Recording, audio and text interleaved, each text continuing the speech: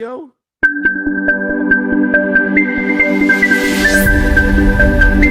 See, all technical difficulties. that's why it's good to get on the call early. It happens all the time.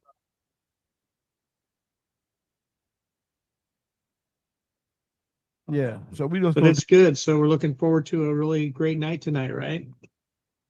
Yeah, I think so. You know, it should be okay. Um, we'll see. I mean, the word is out. Everywhere I go and I see people, they're like, "Oh, what's up with y'all thing?" So it's okay. It's okay. Doing Cool. a lot happening out here.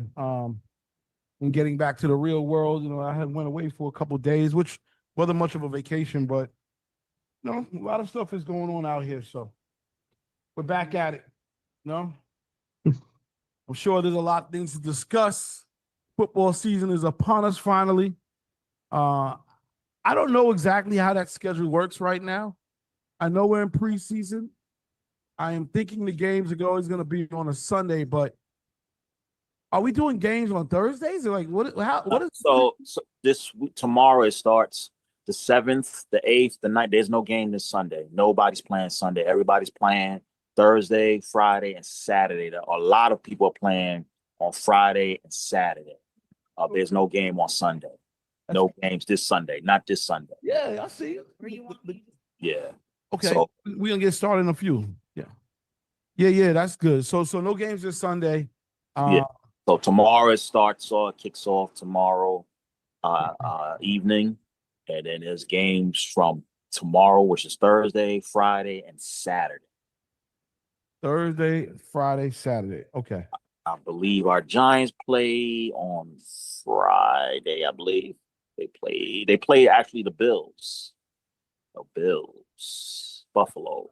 Russell Westbrook, I'm thinking is going to start. Yeah, no. I mean that's what I guess what it seemed to be. But is he playing his first game? I don't know if they're going to kind of hold him off to the main season or what. Are they going to play him a bit of few in a preseason? I don't know.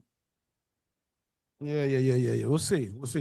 And I think we kept Jameis Winston, so we'll see how that goes with him. Interesting. Yeah, I know they was talking about him being. I didn't know what was going on, and that was right after. I met him at the penthouse and took the picture with him. But I met him at the penthouse when I was up there. Oh yeah, you did say that. Yeah, that's right. Yeah. And then and it was crazy because the fan page I posted that up, the fan page reposted it, me with him. So I was like, oh, that's dope. Nice. Dope. So we had another earthquake here in New York. It's like we adopting the California stuff. So we had a second earthquake in the last week, like a tremor or whatever the case is. Everybody's all nervous. People thinking it's the end of the world. That went down, as well as we have a disease outbreak of Legionnaire's disease coming out of Harlem, that's actually a very scary thing. Like we can't really, 3 people have died so far. Yeah, 7 people infected. But it's not contagious as far as being around. It's not contagious. Yeah, I mean that's what I think Lisa Evers did a coverage on that yesterday. She was in Harlem, so they said it's not like a corona thing. Oh, okay. Thank God. I don't think we can. Yeah, I've had it. I've actually had Legionnaire's disease.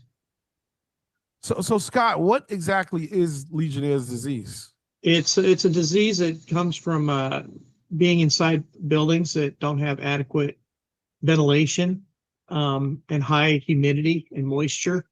And it basically the bacteria grows in like standing water and it becomes airborne. And that's how you get it. But it's not like transmitted back and forth between people. Oh wow. Okay. So let me ask, so because my cousin, she said don't drink the pipe water for a while, for a long time. Basically, she's like, do not drink pipe water ever. Can you get it from drinking, I guess, faucet water? Couldn't tell you that. I mean, the way I got it was because I was staying at a hotel in Vegas that was an older hotel. It was the not the Flamingo. What's the, I forget the name of it. But anyways, it's the one that they just tore down right next to the airport to make way for the new stadium. And the AC in that one was defective, and the humidity in the room was really, really high. And I didn't realize it, but I got Legionnaire's disease from that. I got tested for it later, and that's what they said it was. I got really, really sick. Actually decreased my lung capacity quite a bit. I'm not nearly as active physically as I used to be. How long ago was that? Oh, yeah, that was about 7 years ago. And 8 you years still, ago. and you don't think your lungs have they still haven't recovered? No. Unbelievable. Yeah. Oh my God. Sorry to I hear. mean, they're not as bad as they were at the time, but it was never back to like full capacity. Shit. Okay.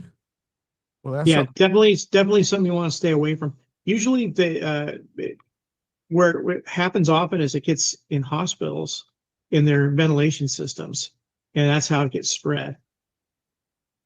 in hospitals. Hospitals and schools, any place where there's a lot of people, and a common air conditioning system and a lot of moisture. Oh wow. Yeah. All right. Well, thank you for that. Just good to know. Anybody out here, but yeah, the three. So yeah. Shout out to Jenny. He's over here. We're all talking about Legionnaires. It's you don't hear about too much stuff coming out of hip hop, like I mean coming out of Harlem like that. So it's got everybody all scared and running crazy. So anyway, just stay safe out there. That's all I can say about that. All right, well, Stay outdoors. yeah, man. What the heck is going on? So that's what's up. All right. Well, I hope everybody else is okay. I know it's another Wednesday. Beautiful summer, man, so far. Today, at least in New York, we got some great weather. So everybody's a little turned up here. And all right, let's play some new music, I guess, right? What the heck are we doing? I mean, it's New Music Wednesdays, and I'm scrambling for something to play because we're sort of just getting it together over here. We have a whole thing happening. But let's check this record out. This is brand new. And tell me what y'all think.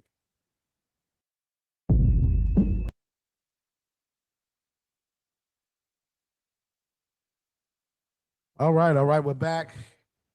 Shout to everybody in the building. Okay, Britt, we see you. All right. What's happening? Hi. Well, with Anna is in the building. How you feeling today? Wait, let me get wait. Let me get your mic together. We're gonna get you right over here. You're spilling water. Yeah. Things are happening over here. Big things. Yes, how you doing? I'm feeling incredible. Yeah. My eyes are open. We're here for another session, right? We're back at it, man. We're back at it, You keeping know? it going. Yeah, man. What you think about that record there? I love that. That was Cece, right? Yeah, CC. I love that. She always has that sweet angelic voice. Yeah. No doubt. Her and Jazzy back together again. I love So, that. Any thoughts out there? You know, I know we are just getting warmed up and whatnot. I'm just playing something until Raymond's ready to take back over. But new CC, any thoughts? Good, bad, boring, trash, happy? Who cares? It's a nice summer bop. I think it's like midsummer perfect. Right? That's actually a good look. So, she's here in New York now. Okay. She might be popping up. You never know. She's the New York Giants husband to Russell, obviously. Mhm. I feel like this is a good look for her. Let's go, Cece. Yeah, man. Slide through. Make some runs. She's done LA. She's done Denver. Okay. She came from Atlanta, of course. Mm-hmm. You know, time for New York vibes. So that's what it is. All right. How's everybody else doing out there? Anything new? Brittany, any tea? Tea. I mean, Shannon Sharp? there's we want to go there? We want to talk about Shannon? We talk about Shannon Sharp a little bit. I feel bad. I feel like does he Feel deserve, bad. Does he deserve what's going on? Yes, absolutely. He does. He Yeah. deserves- Listen, I okay. Wait, does he deserve to lose? My Mm. understanding is that The young lady was presented with some type of paperwork, some type of NDA, something that she refused to sign, and he continued that relationship. So, I mean, you have to ask yourself, if you're willing to put yourself out there as a liability, like you're willing to deal with someone who is going to potentially be a liability, that is your decision. So everything that has happened to him is the result of his own decisions. He had a couple of people come on his podcast, even warning him to shy away from younger women or to at least date within his caliber. Like if you're dating someone, you should always date someone who has something to lose. If you're dating someone who has nothing to lose and everything to gain from you, from taking advantage of you or from using you, you're putting yourself in a compromising position. I would say the same thing if it was a female, if it was a woman who was dealing with a young man of that age. And we do see a lot of criticism for age gap relationships when it's the opposite way. I mean, you know, Drea and her situation, right? So I think that if it was a woman, of course, I would have the same opinion. Like, do not put yourself when you have, especially if you have more to lose, if you're the person who has more to lose and you're putting yourself in this situation. I mean, I don't feel bad for that at all. You want to respond?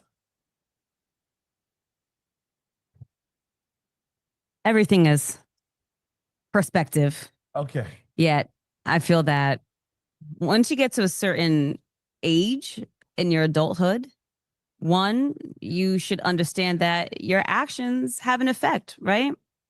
They have a result. No matter what you do, whether it's high vibration or low vibration. If you're messy, you're going to make a mess, right? If you're doing right and staying in integrity, the result is going to be more works of right and integrity. And you have every right to protect yourself. You have every right to seek help if you end up being cornered. Maybe you weren't prepared for it. Yet there's a lot of inauthenticity going on, right? People kind of hiding a hidden agenda, and you may not know until you're kind of caught up in it. And it definitely gets messy at that point. Yeah, I agree. I do think there's a lot of hidden agendas. I also think that I think Brittany's right. You know, he didn't protect himself. And let's just call a spade a spade. He got that text message when she's talking about 25,000 a cheek. Like, and he continued to deal with someone that he knew from the beginning. First of all, this girl he met when she was 19. What 19-year-old is going to deal with a man that's almost 60 if it's not about the money? Like, let's just call a spade a spade. It is what it is. A lot of men in that age range got ED. Their health is bad. You know, they're spending their retirement. I'm not talking about Shannon Sharp particularly. I'm just talking about age gap relationships when it's that big of an age gap. ED? Well, wait.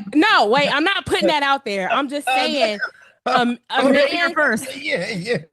A man close to his 60 who has not taken care of himself, not eating the proper diet, not working out, not doing what he needs to do. Yeah. So like these men I feel they get this attention from these young women and they think that it means something when it's a play. And this play was in front of his face the entire time. Like, she did not love this man. She knew that he had $100 million deal, which he lost behind this.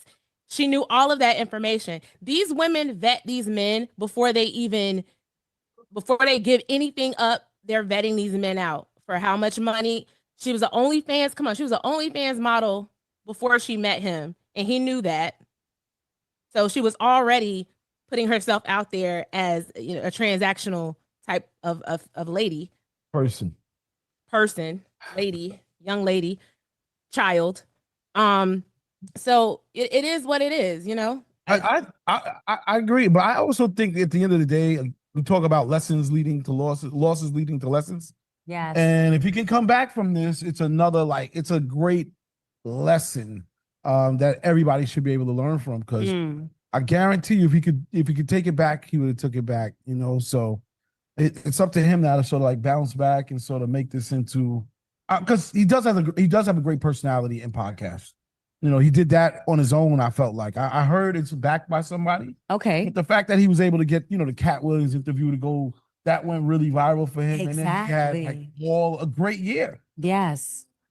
So I feel like this is another.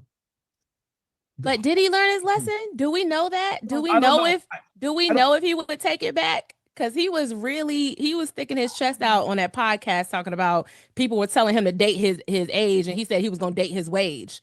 And now, she retired 2 people. She retired herself and she retired him. He need to go sit his ass down somewhere. Now he lost half his wealth. Damn. Oh, look. Yikes. All right, I'm gonna leave this alone. I'm sorry I brought it up. Sorry, Shannon. All right, let's play another. I'm not sorry. Come back. Brittany got all the smoke for you. I apologize. Check this out. We're back. Shout out to Ghostface. Shout out to Ghostface. Yeah, new album's dropping with Mass Appeal. I'm excited. I'm excited. Yeah, I like what he's been doing lately, as well as Mass Appeal, rolling out all of these classic artists, but on a higher level, on a level that we like. Yes. Put them on. So new projects coming. You notice more legends are coming back? Have you noticed that ever since 50 years of hip hop?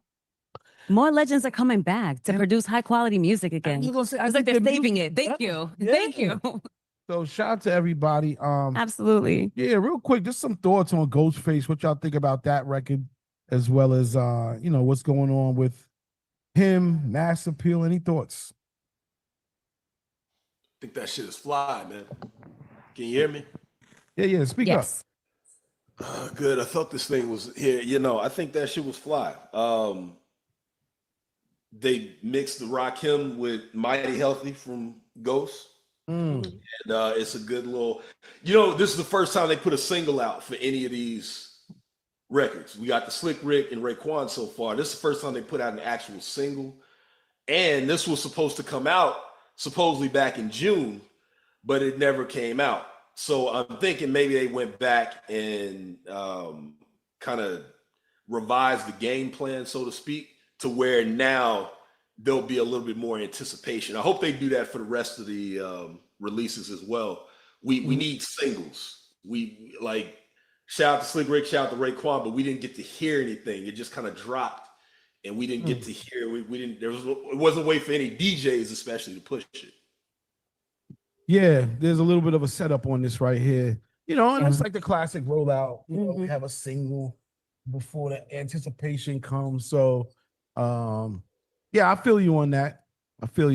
And I like the way that the Mass Appeal label, they actually do get involved when it comes to cultural stuff.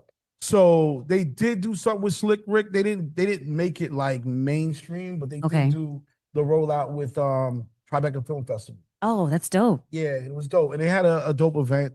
And I feel like they're gonna do something dope for Ghost, where they like actually bring the music business, or at least bring the culture together around the project. So I'm excited to see how that goes and whatnot. I don't know what the release date is, but I do know he's dropping a full album. All right. I'm here for it. It's August 22nd is the release date. That's like 2 weeks. That's quick. Yeah. Is that enough setup time? Are we good with that? I feel like is that too quick? I mean, given what we've already gotten before, the fact that, like I said, we got a single, I think, when we talk to Slick Rick, I kind of got an idea of what they're doing in Mass Appeal now, which is these albums have been made or been in the works, I should say, and Mass Appeal is distributing. When he was saying that they've been working on that Victory album for 4 years, and Buddy was saying that they were distributing, I kind of started thinking about everything that's coming out.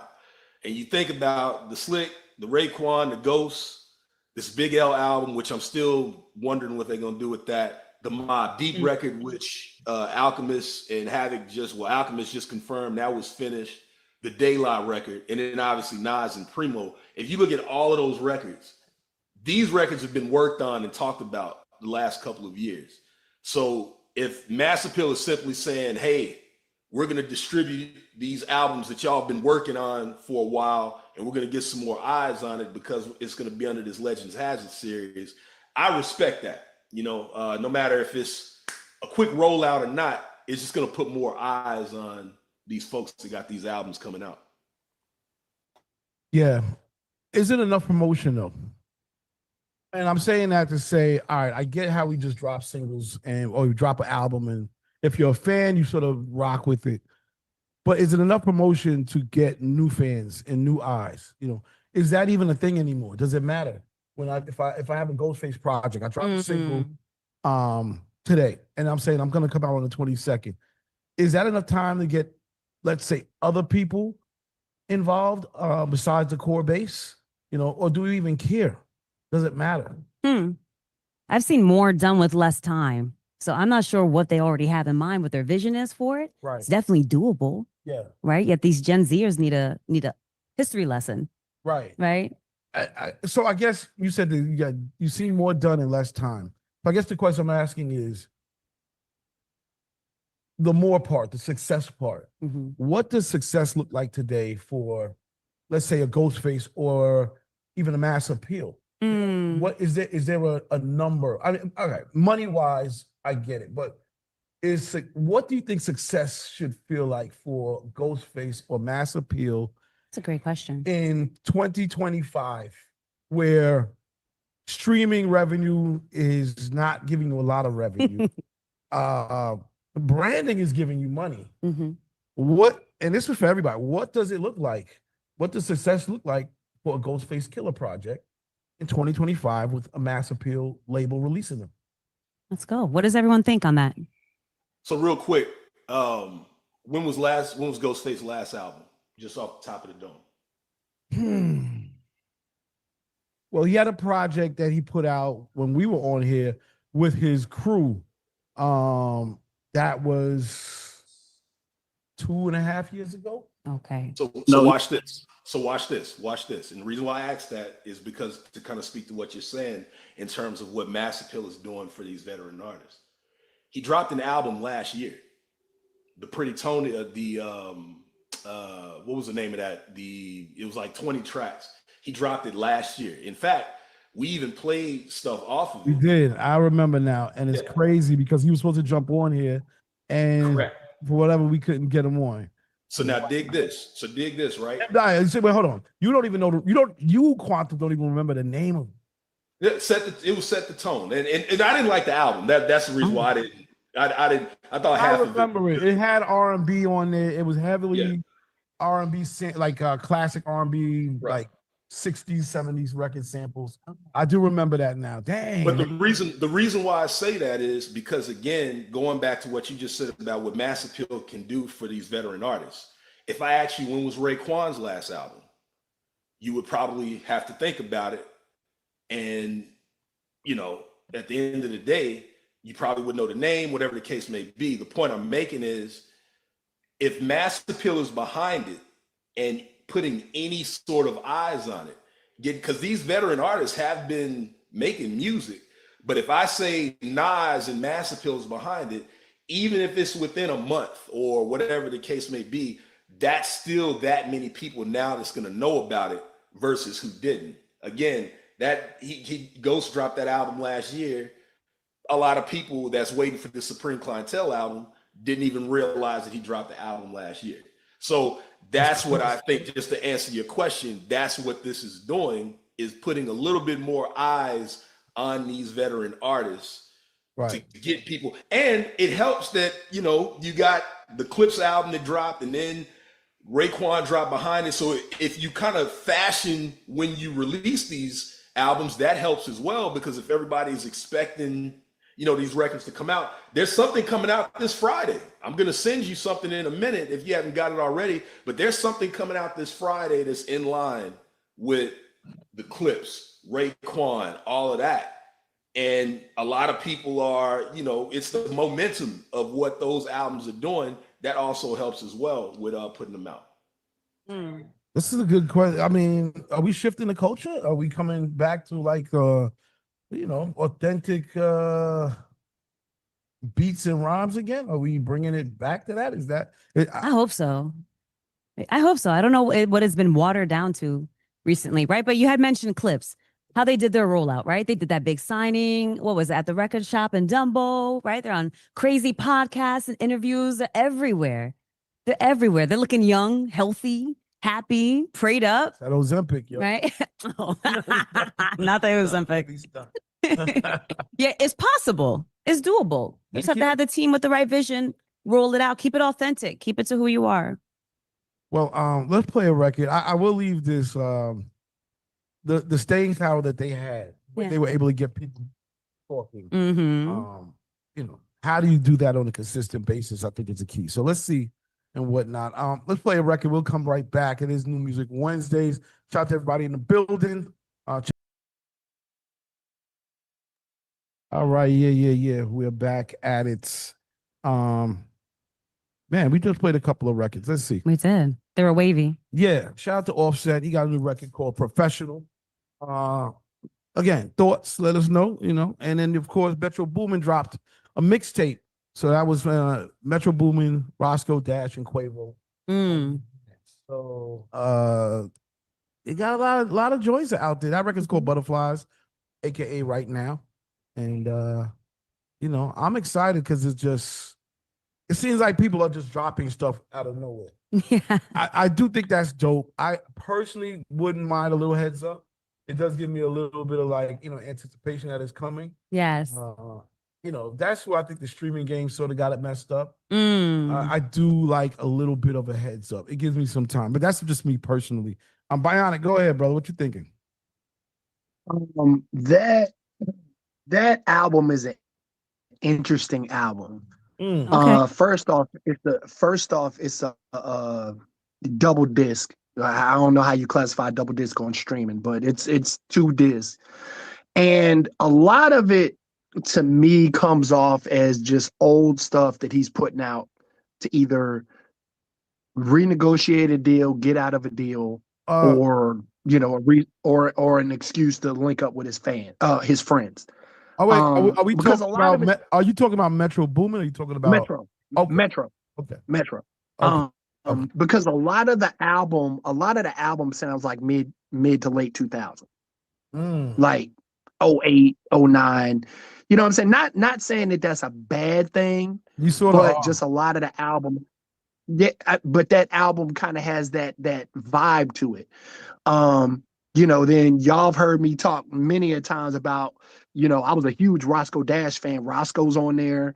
Dro is on a couple of records. You know what I'm saying? Like, it's an interesting experience. It's not overall bad. But you bringing up the fact that you have these Roscoe Dashes, these young Dros that were popular at one point. Waka Flocka's on there. So, I feel like you're implying that it's out of date. Well, like I said, it might just be a reason for him to be like, hey, let me get my friends back on. You know what I'm saying? I don't know. Like I said, there's a couple of cuts on there. There's a couple of cuts on there that I rock with, but just listening to it, I was like, damn, this joint sound like 08, like 05, 08. Like, this ain't new. But then the title of the album is something like, what is it, like Futuristic Summer or something like something crazy like that. So I'm like, this don't sound too futuristic to me, but I mean, hey man, it is what it is. Okay. What about the Offset record? Offset is going to be Offset. I don't feel either you know, any kind of way about it. It's going to be a record that I don't think it's a hit. But it's going to get play in the clubs. Yeah. It's going to get some spin, but I don't think it's next level change the game type thing. Okay. Well, there's a bionic feedback and report. Couple of new things have happened since we've been here last week. Yes. The big ones was the fact that Viacom, which just got bought by a new ownership group, the son of Oracle, now owns it.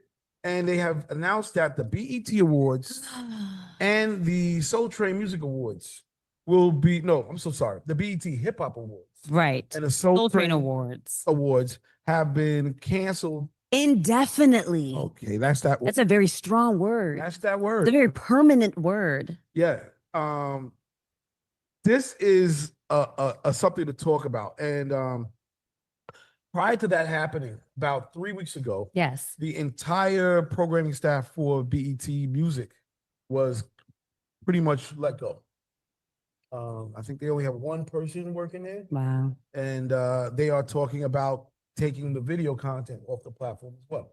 So this is where we saw, I don't know how many years we've been watching BET. How many decades of preserving culture? Okay, is now gone. So, or will be gone. So, Brittany, I see you got your hands up. Raymond as well. This makes me Raymond, sad. Raymond, you go first, and then we go to Brittany. Okay, Brittany, go ahead. Go ahead, ladies Brittany. First. Get it, Brit. Get it, Brit. Get it, What up, Brittany. y'all? What up? What up? Ladies first. What I was gonna say is this is why we have to be careful with headlines that don't give you enough information. So it's not going away, it's moving to streaming. So they're reimagining it. It's going away from television. So we won't see it broadcast the same way that we saw it all those years before. They have gone to streaming because streaming is where it's at right now. Streaming is the platform that everyone can get these things when on demand whenever they want to watch it versus, oh, you got to stay up for 4 hours to catch it live, right? So they're moving to streaming. It has been suspended because they're moving to that platform. They're moving to that format. But the headlines make it seem like it's going away, but it's just moving. So are more award shows going to continue to roll out annually? That's the question, right? Yeah, I think my beef is why they can't do both. I mean, why? What's the problem with doing both? At the end of the day, award shows Cost money because people pay for commercial programming on their stations. So if I have a Charmin commercial, if I have an NFL commercial during the BET Hip Hop Awards, you're paying for that, right? Streaming is probably more cost effective because so many people are on streaming platforms. The cost of commercials with all of those people using that platform is not going to be the same cost as using commercial television or standard television broadcasting because less people are watching TV, the cost goes up. Oh, for me to put my ad dollars on here, it's going to cost more money. Right. And that makes sense. Yet how about the production of the actual event, the performances, right? The honorariums that are given to people that have created a lifetime of music. That's the question. I mean, Raymond, let me please. I was going to touch on, like, I wouldn't be mad if the BT Hip Hop Awards went away. Let's be honest, that show had become a bit of a shit show. I mean, this thing was done in a club setting last time in Vegas. And let's be real, man. We got to point some fingers at the culture itself because the biggest names don't pop out for it. You know what I mean? You got the people who are in these categories that don't show up for BET. You know what I mean? Which has always been crazy to me. And we talked a little about even like why Lenny Kravitz never got the invite. Throughout all these years. You know what I'm saying? But I will say though, this could maybe be a good thing because when we look at this last year's BET Awards, it was a really, really good show. You know what I mean? Like, I thought it was one of the better award shows, probably better than even the Grammys, if you ask me. That maybe you focus all the attention into one solid award show every year that will bring high production value and bring high, just more traction. Right. You know what I mean? So, shouts to Kevin Hart, man. He made it a suit and tie affair, and everybody, kind of classed up for it rather than kind of the normal. Yeah. I'm popping out in the ratchet, whatever. You know what I mean? So, like I said, Soul Train Awards every year seem to gradually get smaller and smaller. BET Hip Hop Awards, I think that kind of, like I said, became a shit show. So if maybe all the energies got focused into one, I wouldn't be mad at that. And it really became a super dope production of a show. But again, going back to Brittany's statement, this may just be the pivot and moving into the streaming scenario. Thank you for that. Do we have any other opinions out there? How are you feeling about this news? What would you like to see done? All right. I got a question for Brittany for clarification. Did they say where it's going to be streaming or that it's moving to streaming? Brittany on mute. My bad. The CEO did an interview, and I read through the interview briefly, and the way that it was said in the statement was that is the goal, to move it to streaming. There was no definite like, hey, this is going to happen, but that is the goal. It's not to completely get rid of it all together. So we don't have the details yet. I mean, this Yeah. decision was just made public. So- So go ahead. Nah, this is the reason why I asked that. Because logistically, I noticed something, but I'm gonna get to that in a minute. With streaming, you have replayability.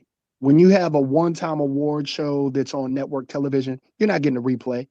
And if you want to go back and watch a performance, then you got to go on YouTube or you got to go on Twitter, and that stuff isn't monetized. And you know, you hit the point on it, you hit the nail on the head when you're talking about money, because that's what everything comes down to. Streaming allows for things to be rewatched, replayed over and over and over again. Oh, I don't have to sit in front of my TV, like you said, for 4 hours on a Sunday. I can watch 2 hours, go to bed, wake up Monday, watch an hour at lunch, then watch another hour. Oh, let me go back and watch so-and-so's performance. Something else I noticed, boxing, for example, is slowly getting away from pay-per-views, and they're going more towards streaming. The one thing I noticed when Alicia Gardner fought last, that was streaming on Netflix. I watched it live on Netflix, right? And I was telling somebody about her entrance, or the main event, the entrance, and how the girl had, you know, she came out to I'm from New York, and had the Knicks dancers dancing and this, that, and the third, and all this other stuff. So I went back and tried to watch, or tried to show it to somebody on Netflix. Don't you know that they edited the entire thing, redubbed the music? She came out to different music. Her opponent came out to different music.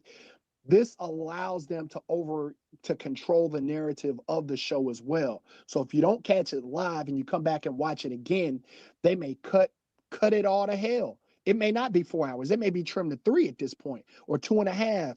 They may cut this person's song off. They may cut these songs out, because again, we're talking about monetization and the labels and all that other stuff. So that's another factor that we got to keep in mind and keep an eye on across the board. And I was just gonna say, I mean, I would envision BET Plus, right, as the streaming spot. So That would be what I he- would think. That would be Yeah. obvious, Well- but you never know. Well, all I'm saying is, like, again, I was talking about this. When you give up ownership of the things you build, Yep. you know, you're not in control of it anymore. Right. And at the end of the day, they're gonna make the decisions with your culture for you. So stop selling your culture. well, can I just say It's something? just, but wait, I was gonna say it literally is just that simple. Yes. People, you know, there is a fight to be able to get through stuff. You know, Byron Allen, you know, he tried to buy it, Mm-hmm. tried to buy Viacom. They were selling Viacom, I think, for $8 million. I think it sold for $8 billion. Okay. He came in with an investment group of $14 billion, and they would not sell it to him. This is a written fact, right? Robert I think, what's Robert's name? Robert Johnson. Is it Robert Johnson? that created BET Yes. had a heck of a fight trying to build a channel and get advertising for it to sustain.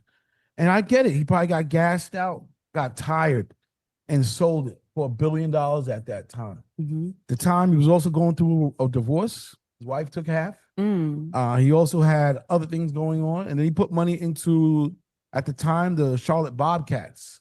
Oh. And I don't know if that really worked out well for him. I'm just saying, at the end of the day, you fight to believe in something, you fight to create something, and then we sort of adapt. And I'm gonna keep it real. We adopt a certain business understanding that may not always suit us. Right.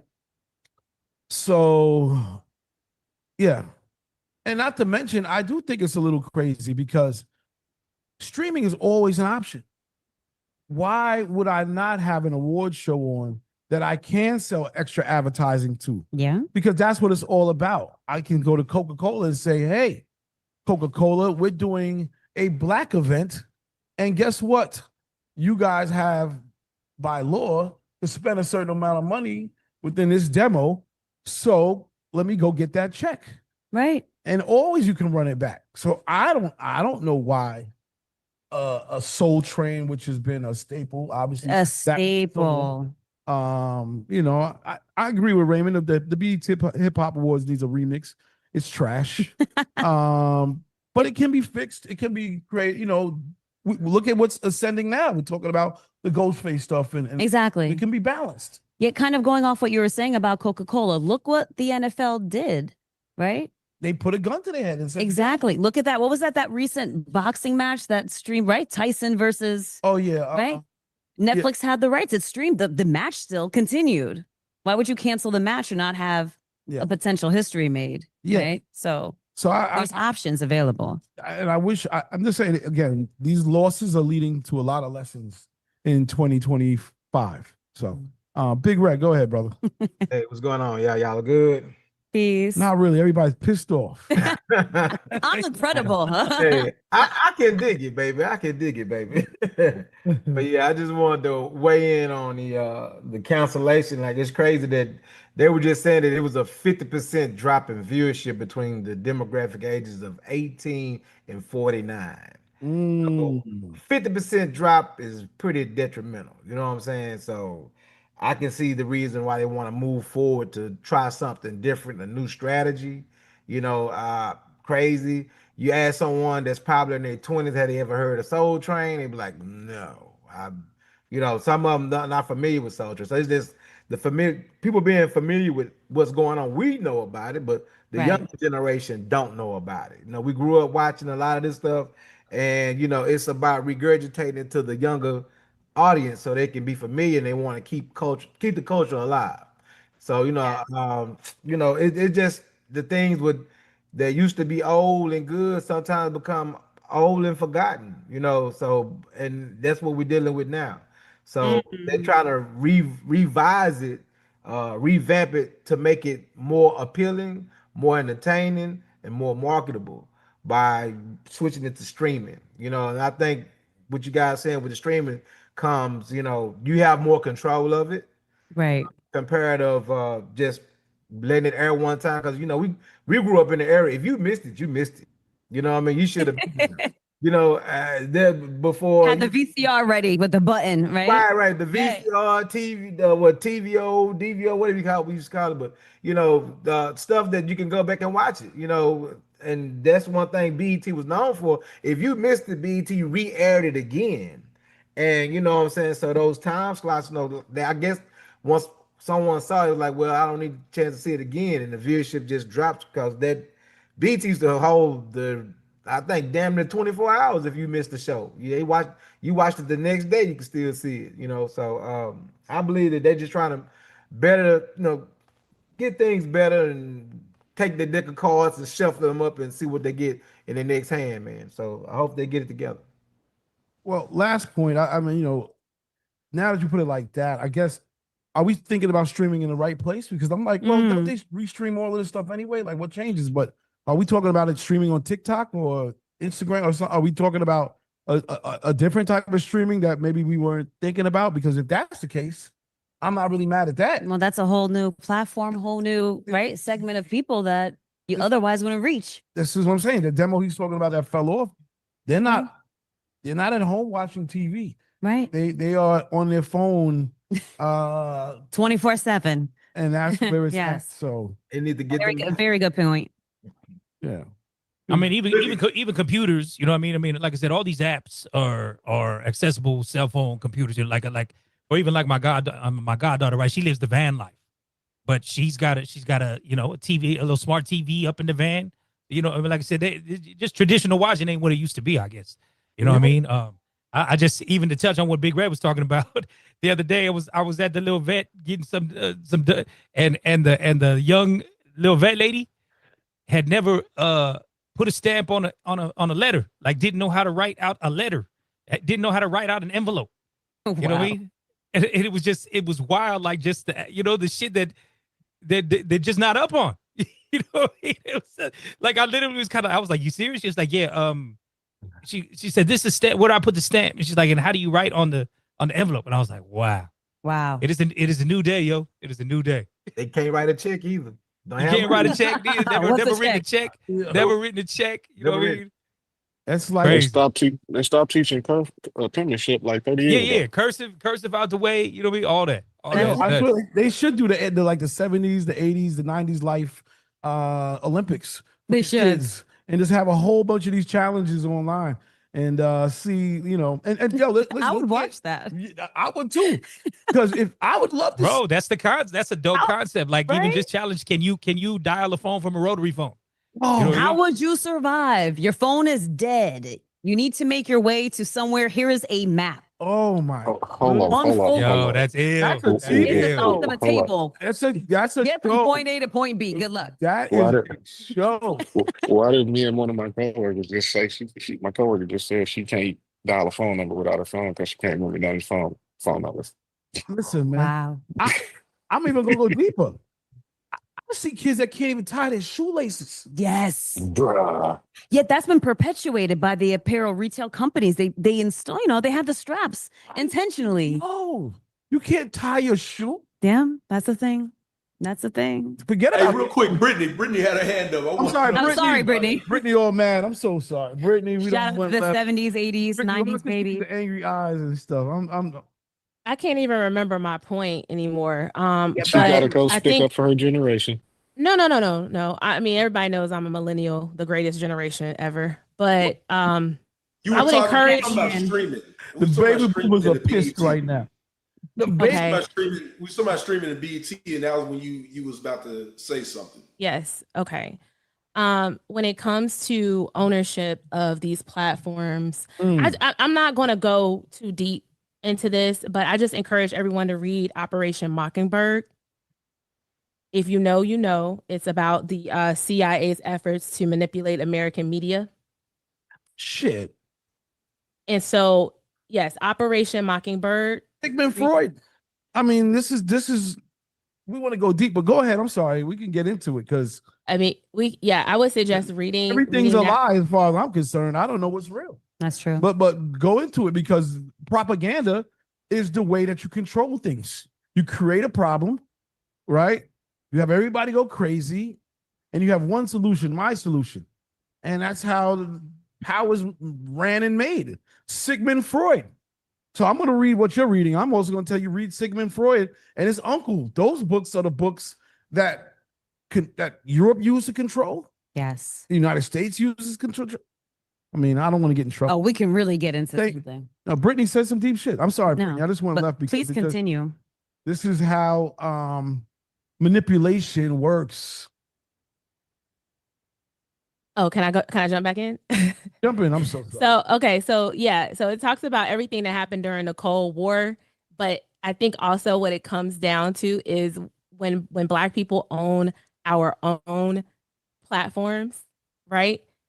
We can control the narrative of what we look like on television, what it sounds like. Yes. And we saw a shift with the BET Awards look a little bit more polished this year, right? So I have a feeling that if the control is within the CEO, who is a Black man, and that he is going to be able to make that a more polished look, then I'm here for it. However, if this is a control tactic, which if you read the book, you'll be able to find out if it is, then, you know, back to what you say. I mean, I lost all of my points, but that was the gist of it.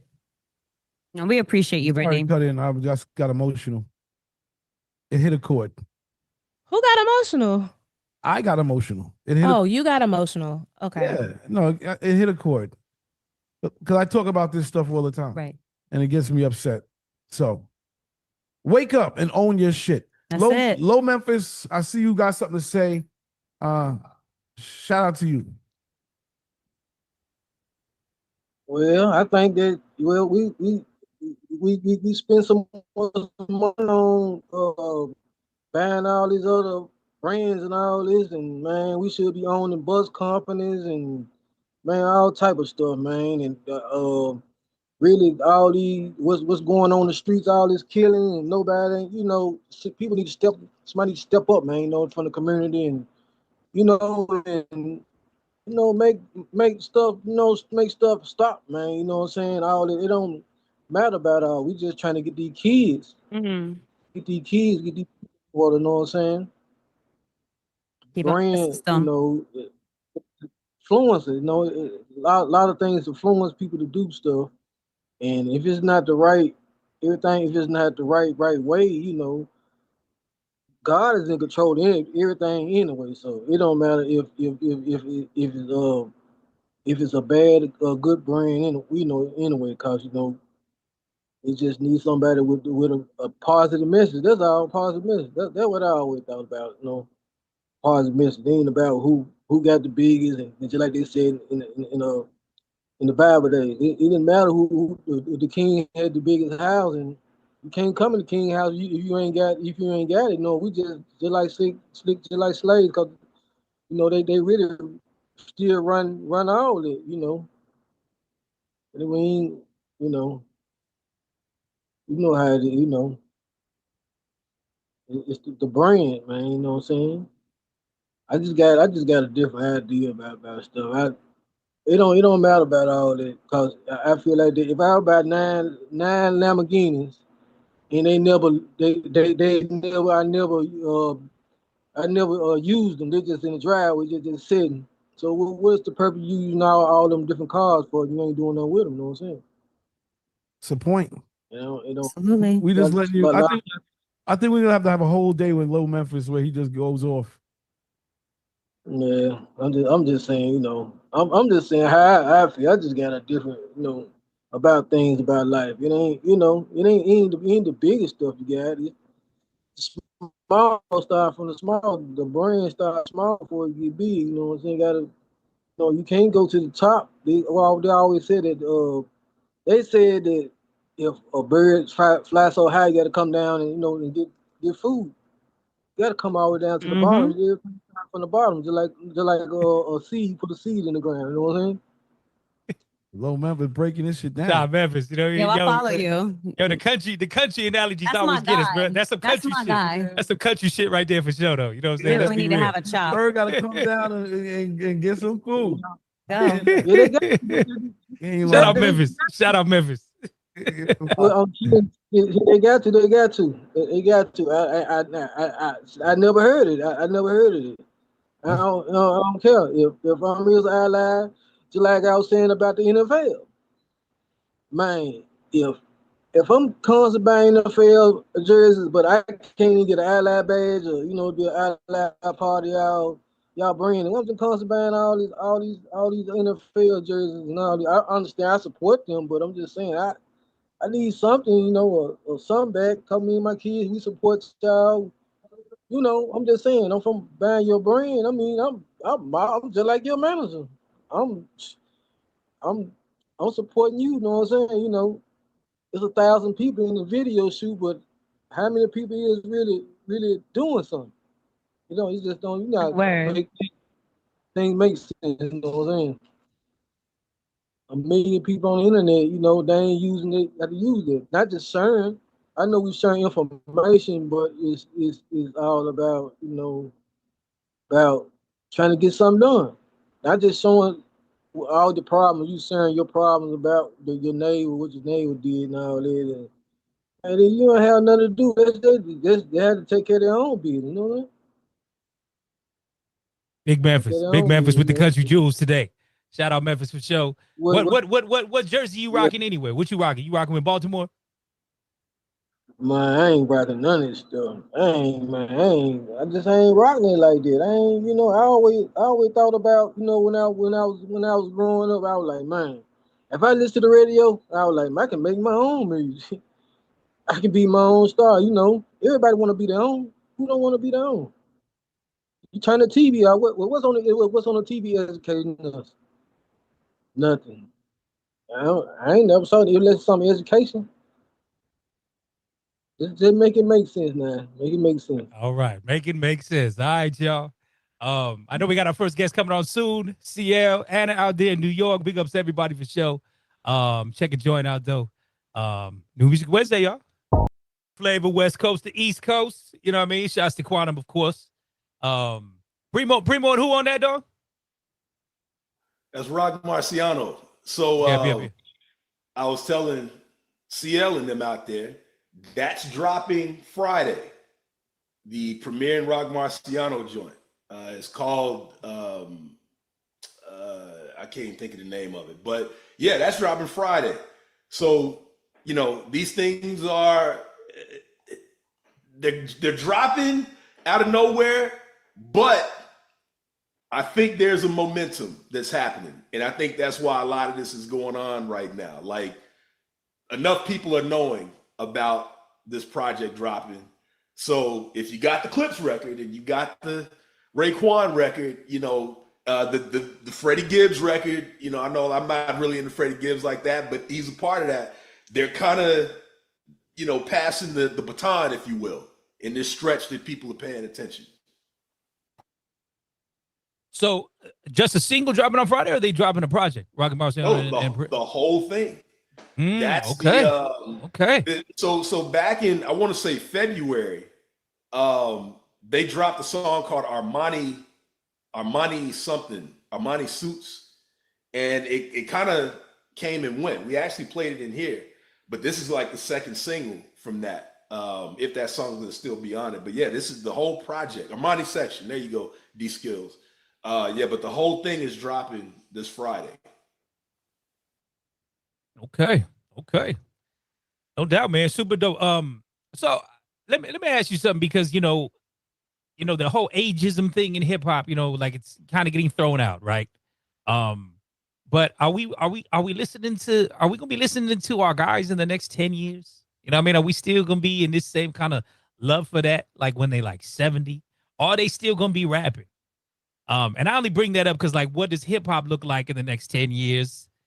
I mean, I could definitely still see Kendrick and Cole, you know what I mean, still doing anything, you know, in their 50s. Because let's be real, like the majority of this dope shit that's coming out that we're all loving, it's a lot of our favorite rappers are in their 50s right now. But are we still digging them, you know, late 60s into 70s? You know, I mean, I know like Slick Rick's up there. Yeah, but that's what I'm saying. Like, but if our favorite vets are not putting out the music, what does hip hop look like or sound like in 10 years? What's up, Brian? Good to see you again, by the way. Yes, sir. Yes, two sir. consecutive weeks. Nah, I think we're now seeing people do it for the love, right? For a long time, it became about the money. And a lot of these vets are coming back and doing it for the love. They know they're not gonna get rich. They know they're not gonna hit, you know, go platinum, double platinum. Hell, they might not even go gold, but they're out here for the love of the art. They miss it. And that's why the music is actually quality, because they don't have to dictate. They're not being encouraged by a label like, oh, we need this kind of record and that kind of record, and this is what's hot right now, so we need this, and we need, they don't have to adhere to that. They're like, yo, I just want to make some fly shit for myself, for my peers, and for my fans. So to answer your question about what does it look like as we get older, we don't know until that time comes, because we didn't think we'd see it at this point. You know, who thought hip hop would take it this far? You feel what I'm saying? That was said 25 years ago. You know what I'm saying? So, like, we really don't know. And the same thing, like with some of the R&B acts and the funk acts, they're still out here doing their thing. Some of them are making new music, some of them aren't. You know, Bootsy dropped a new album. I don't hear a lot of people talking about that, but it's Bootsy. It's Bootsy doing what he does and doing it for the love and not for the money.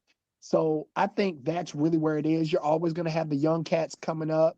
You're always going to have the young cats paying homage. You're always going to have the young cats that know nothing about it and just see dollar signs and hate the game. But, you know, ultimately, man, as long as people are doing it for the love, bro, I think they'll get that support. And I think there's something to be said too about a preservation of the culture right now. And two, let's be real. If you've been doing something for 30 years, you're that much more better than somebody who's been doing it for like 2 to 5 years. I don't care what you say, you know what I mean? Which is why we getting the quality of the music that I think we're getting. You know, that's just the sharpening of the sword.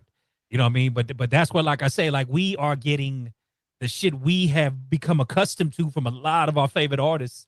And it's just like for some of these artists that are coming out now that I don't want to call them whack, but it's just not for us and maybe for their demo. As so I'll put it this way, with that YG song, right? A lot of people kind of was knocking it. They was like, I don't like this new YG sound that he's doing whatever, because they're used to the twist my fingers and the West Coast gangster blood shit. But this new project, like all the songs that he's put out so far, he's on a different element. You know what I mean? And I just gotta feel like it's coming from where he's at in his life, whether it's maturation or just maybe want to do more of the music he wants to do. You know, and it's just, you know, you wonder for the fans. You would hope the fans grow up with the artists, right? And you know, going back to, I think Quantum said in the chat, you know, something about, you know, Future in 10 years. Is he still going to be doing what he was doing when he first came out? You know what I'm saying? And is that even going to resonate with his fans? You know what I mean? It's just, you know, it's going to be interesting, man. Like I said, to see how hip hop survives, because I mean, it's just feeling like I said, more and more stuff. And you know, again, because we talked about even how more and more attention from the labels are more going to the global artists and that type of stuff. So, you know, I mean, there's still going to be the element of fantasy and just putting reality on hold for a minute. You know what I'm saying? And where, yeah, I don't sell crack, but I want to hear somebody rap about it. And I don't be doing this, but you know, same thing we do movies for, escapism. There's still gonna be a certain amount of escapism that some of us will, you know, accept. But at the same time, like I said, man, like you just said, people grow up, and if you liken it to sports, you know, the more you do it, the game slows down for you. You don't, you know, you might not be as athletic as you was when you first came in. MJ was dunking on everybody coming in, and then turn the daggone kill him on a turnaround jumper. You know what I mean? And so, and the game slowed down for him. So that's where a lot of these rappers are. They're still evolving too, though. A lot of them aren't still stuck in their era like some of, you know, I think that's where we're surprised, because some of the older rap artists that came out, you know, or that try to come back still sounded like they were in the 80s. You know what I'm saying? Or the early 90s. These guys aren't sounding like that. They actually did hone their craft, and they elevated themselves as well. Word. Well, a little something for the screen ages, as we had, gotta say happy belated birthday to Chuck D. You know, we talked about the screen ages and people listening. Shout out to Chuck D. Yes. Yeah. You know, we talked about the screen ages and today's era of listening with their eyes. Let's go on and listen with our eyes one time. You know what I mean? So the interesting part, and why I wanted to play that song first, because we never talked about the other song, both of them. If you saw Sweetie drop that maybe a couple weeks ago, and I was gonna play that visualizer, but I dug this one more because both of them, she really, you know what I mean? Sweetie will give you both. She'll give you all that ass and titties and everything like that, but then she'll, you know what I mean? She could cover up and get you to pay attention to her bars too. You know what I'm saying? But like I said, I think that could be a good anthem for the women right there. You know what I mean? That'll definitely, I think, go outside. What y'all think? I was bopping over here. Yeah. I was love the beat. bopping over here. Yeah, the beat was The beat fire. swap I and the love to joint. see her Yeah. back. I love to see her so comfortable. I was just telling CL, did you catch her with the arm out the window? She's just looking at the camera. She's not even going word from word, right? With the audio that's dubbed for the shoot. She's looking in the camera like, you see me, right? Are you listening to what I'm saying? She seemed very confident. And I'm excited. I'm excited for what she's going to release and the collab she's going to create and what else comes out of it. Feel like I'm a Saweetie fan. I think Quavo messed up. We were talking about that too, right? Get his itch together, because she seems to just be very. I mean, I don't know, like we were saying, behind closed doors, if she's, Right. you know, she's mean or not, but she seems very like well put together. Like you said, she's, you know, Right, she's college educated, right? Shout out to USC, I believe. She's Yep. a business. She's given a lot back to her school. She did a whole YouTube series teaching anybody who wanted to go to YouTube University on how to build their business, and really giving away a lot of gems. She didn't have to do that, that sounds like a winner. right? Yeah, and she looks I good, appreciate and she that. got bars, and she loves it, and she rocks with the game. So I like it. I like her. You know what I mean? So No, she's super cool, real person, man. I've had the opportunity to interview her a handful of times in my career, and super chill. You know, she is Black Filipino, and she's very rooted with a Filipino family. You know what I mean? Hence, like, why she loved to eat so goddamn much. You know what I mean?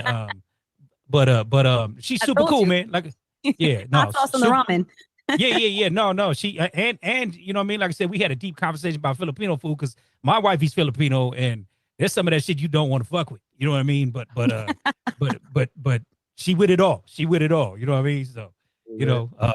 But yeah, no, super cool, man, super cool. So I want to play this other one because, like I said, we didn't play this joint, and this kind of just goes to show she can give you both sides. You know what I mean? So again, listen with our eyes. You feel me? Listen with our eyes. I get it. Y'all get the picture. You know what I'm saying? She could give you Cut both. it short. Wait, what? Why are you Yo, like give that? you Why are both. you cheesing? Yo, She could give you both. That's what I say. She could give you both. You know what I mean? Wait, You know, wait, listen wait, with wait, your eyes. Listen minute, with your eyes. Are these new? These are new. That's what I said. Both of them came out a couple weeks ago. She just dropped the pressure. We didn't get to play the both of them when it dropped. You know what I mean? So she is finally teasing an album. She's been talking about an album for 4 years. Yes. You know what I mean? So she's finally saying we're gonna get something. Like I said, I'm a fan of Sweetie, man. Like I said, she's super cool and business minded. She got ties out my way because she went to San Diego State out here for a little while as well. She was actually part of the first Dazzling Diamonds, which was is a dance team at San Diego State. So she actually created that. What I will say was a part of the first team. You know what I mean? So but yeah, man, business minded. She'll tell like she aside from the Quavo shit, she ain't really had herself involved in no kind of ill stories. You know, so everybody want to be a part of the Sweetie brand for sure. You know what I mean? That's all I'll say. I feel like there should be more to be said. I don't know. Maybe the chat is blowing up because I'm a fan. I'm more of a fan now. Right? More of a fan. I love the visuals. I ain't gonna lie. I was just merely giving the, like I said, we talked about listening with our eyes. You know, so she's drinking her water. She looking good. Word. And She's looking healthy. Yeah, she healthy, she happy. All that. You know what I mean? Drama free. That's probably we can we'll put it back in without the video. She won both of them. I think we all want both of them. You know what I mean? I like both the videos. I like both of them. Yeah. I mean, when she turned around and looked at it and said, I want both of them. You know what I mean? So, as the saying go, I hate to see you leave. Hey, you know what I mean? That'd be that. I love to watch you go, right? Love to see you walk away. You feel me? Woo! Don't shake your head, Britt. Don't shake your head, Britt. You know what I mean? Hey, can't we just admire her beauty in both There's nothing wrong with styles? that. A beautiful mind and a beautiful body. I mean, what the hell? I'm minding my business. What? I get drug into this. As I said, I really respect her mind. I respect what she's done, what she's given back, how she's been promoting secondary education, higher learning. And she stays on her business. You talking Stays about on her business. product to sell? Like, I feel like she could. I don't know if she sells these courses, but I don't know. She seems like she could sell a lot of stuff. I'll be honest with you. She's dope. No, listen. That's why I say, like, she's very smart, dog. For 4 years, we just get a single here and there, but she still has stayed very relevant because so many brands want to be a part of her. You feel me? That's what I say. Like, she's been one of the bigger brand ambassadors with all kind of stuff. You know what I mean? So, and again, go back to social media. Like I said, as long as you stay relevant, that's there. You can drop some music when you need to. So Absolutely. So we need hot ramen. We need hot. Hey, no, listen. Look, you forget. That's the thing. I'm telling you. She was one of the first to do one of those McDonald's meals. She had her own McDonald's meal. Ah, Yeah. And then all these other artists jumped on it. You know what I mean? That's right. That's right. Dang. Okay. Yeah. Well, I'm so happy it's real. It's about time. Y'all also forget that promoted her single too. Yes. McDonald's Dale promoted that Tap In record, so that really made it blow up for real. Yep, indeed. You know what I mean? I mean, listen, the whole brand thing, the brand partnership thing is super real in 2025. Even furthermore, it even goes back to what we were just talking about the BET Awards, like whether it's streaming, social media, whether it's TikTok and whatever. It's nuts. All the different ways you can get money today. You know what I mean? So, I definitely want to take the time to shout out our first guest today, West Coast OG, West Coast legend. Got the opportunity to rock with him this past weekend. He shut down the stage. He got a new project coming on some EPMD, Run DMC type shit. My dude really a rapper's rapper. What's up, Jayo? We got the OG Jayo Felony in the building. You on mute, brother. You on mute. What's up, man? How you doing? Man, I'm good. I'm glad we was able to get you on here, man. Like I said, I know we got a lot of people, big fans. We coming back with a new project here soon. Yes, sir. Is there any way I can get you to turn your phone sideways, brother? You know what I mean? So we get the landscape. Yeah, you sideways when I turn my phone like that. Oh, you probably got it on lock. That's why. So you know what? You can go. You can go back. You can go back because you probably got the lock on the phone. So go back how you had it. It's all good. It's all good. But how we living today, bro? How we living? How we living? Oh, man, never better, man. Just, came back from LA. You know what I mean? Did a concert for Royal Blue MCs the other night out in Pomona. You know what I'm saying? And rocked the Sessions by the Bay with you. You know what I mean? That shit was cracking. You know what I'm saying? So I went to the studio that night. We knocked out a banger. Me and my boy Baby Runner. I got a new project coming out with called Rap Is Back. We went to the studio the same night, Saturday night, and knocked out the last record for the project. But it's off the chain, man. I'm really excited about it. Had a lot of fun rapping on them new age beats, complimenting my style and just, doing what I do best, man. You know what I mean? So I'm really excited about it. Check out the new project coming out called Rap Is Back. We got a song out right now called Gas Station. So that's about to be released, as well as another record called Party. So, just getting it right before I drop my new solo project, you know what I'm saying? And, just making it happen, man. Well, I definitely want to give you props on the live performance. Not only, because, we talk a lot about how live performances have kind of gone to shit and people rapping over their own lyrics and all type of shit. I just want to give everybody the scene. My dude Jayo said, I need you to drop that Jay-Z 30 something and let me just warm this motherfucking crowd up with a freestyle. Oh, no doubt, no doubt. Yeah, man. That's what I'm saying. That's a dope track I like busting too. Like when I come out to my shows, sometimes, if I see the crowd got a lot of crowd up a little bit, you know what I'm saying? And just bust something and had a crowd participation with it, you know what I'm saying? And it works, you know what I mean? Especially when you got some dope lyrics, because it's a dope beat. Shout out to Dre, you know what I'm saying, for making a dope beat.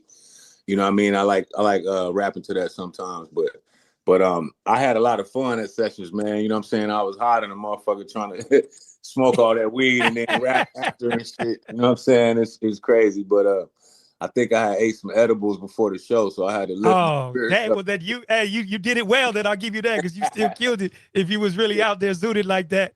Yeah, man, I was zooted, man. But I had a very good time, and I really appreciate the love.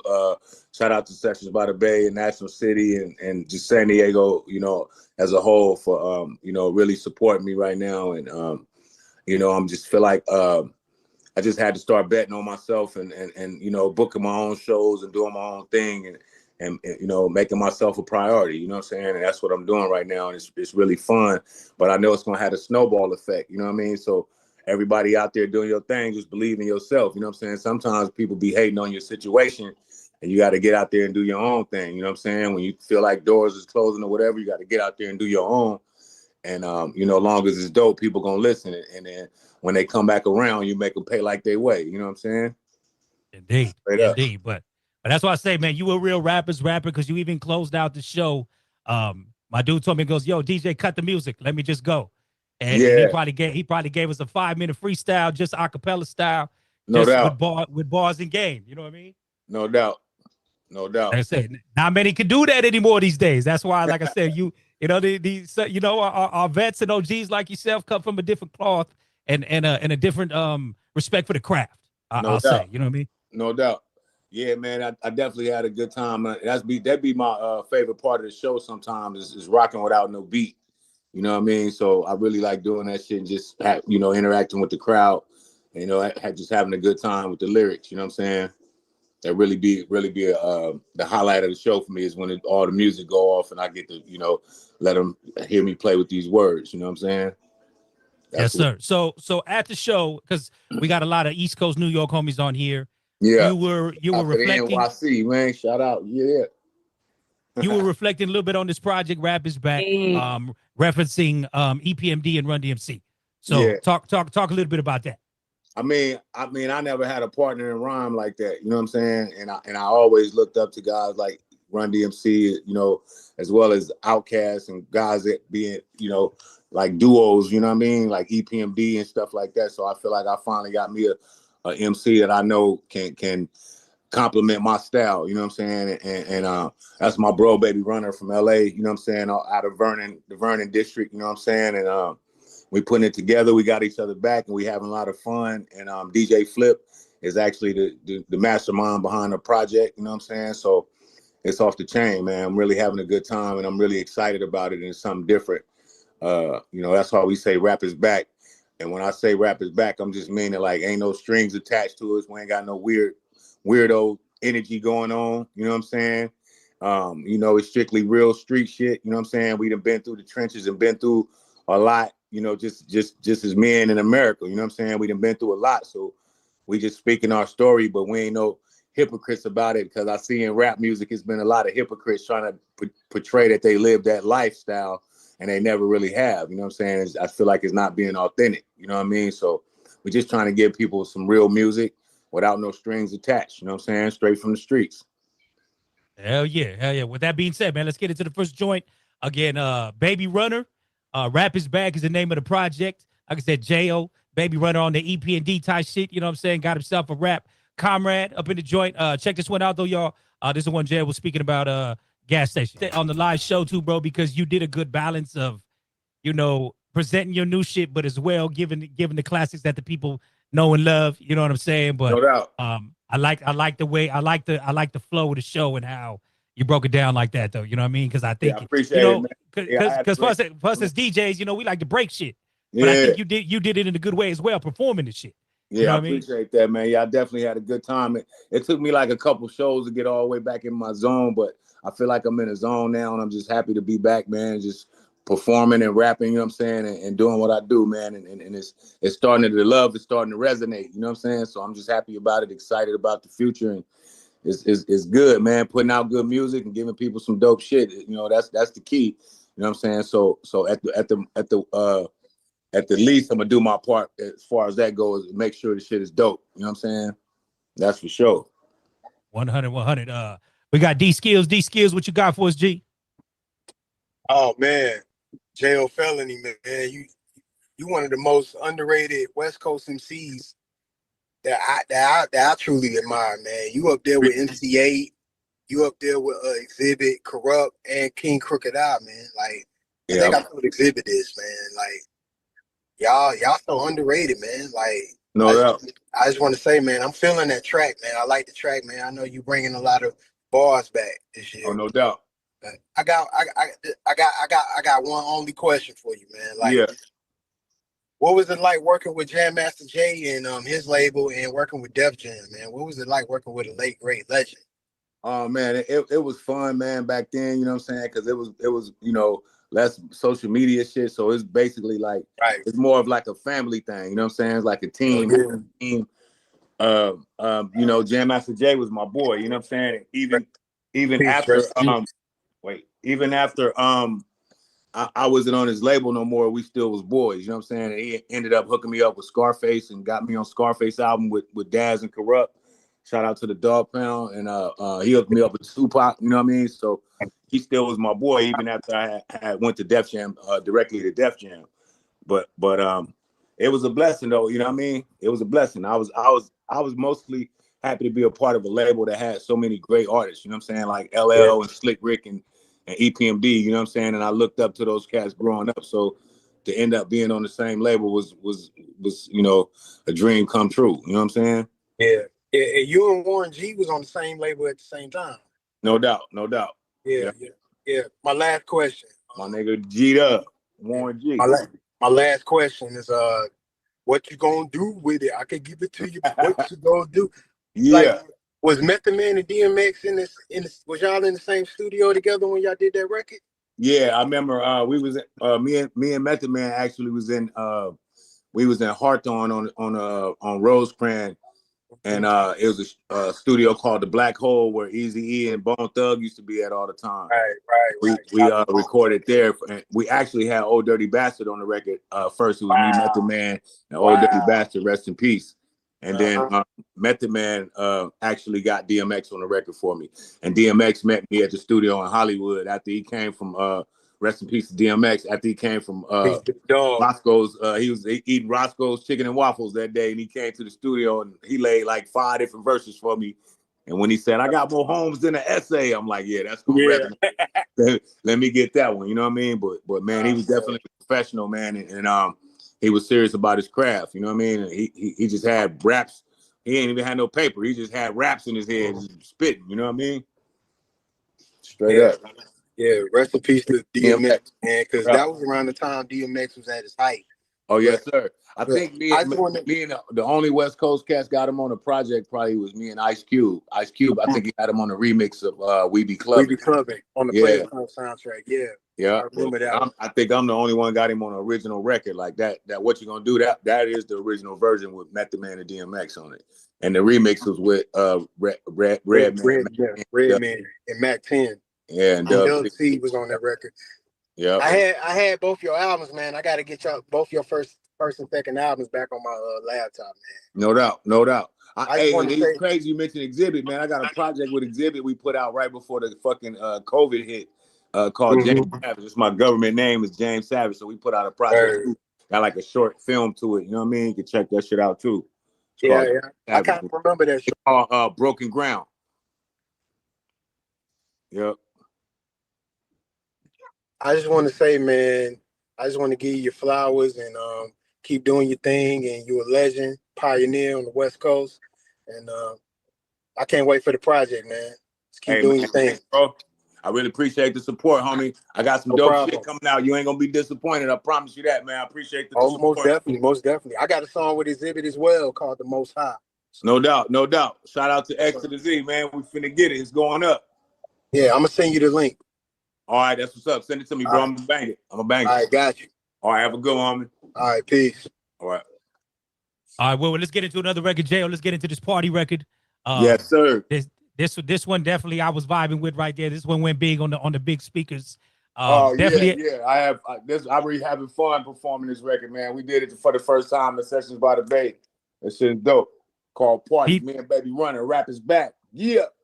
Party. That one go hard on the big speakers, bro. Like I said, that was the one that caught my attention the most. That's the one right there for the DJs, if you ask me. You know what I mean? Sir. So, shout out to my nigga Baby Runner, man. DJ Flip, make the motherfucking money flip.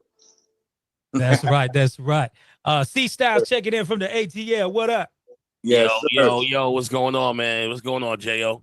Hey, much love to the ATL, man. What it is. All right, so listen, I'm originally from Hollis, Queens. I came up, I was with Jam Master Jay. I was his, so to speak, I was his nephew. I opened up for him for years, even when that's what's up. Rest in peace, Jam Master Jay.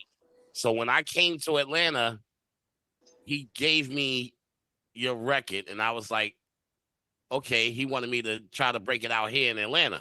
Yeah. And then, long story short, I had met you a long time ago at Def Jam. Yeah. I was working at Def Jam at the label at the time. Oh, that's what's up. That's what's up. Yeah, I remember Jam Master Jay had Mystical shit back then too, before Mystical dropped. Yeah. Yes, sir. And that was around the time like he was just working with Boss and everybody else, and you came along, and he was really filling out JMJ Records. Like, yeah, this is right around time he just had released Onyx album, the Back the Fuck Up album, and exactly. You know what I'm saying? So I've known about you for years, so I'm just glad you came back out and you letting it be known like hip hop never dies. You know what I'm saying? Even though the OGs, you don't hear from the OGs in a minute, nigga, we ain't dead. We still working. We still like doing motherfucker. And that's real shit, bro. It's like I never stopped studying my craft. You know what I'm saying? The niggas think it's a joke. You're not supposed even the younger cats, they get on the song with me and get aired out. You know what I'm saying?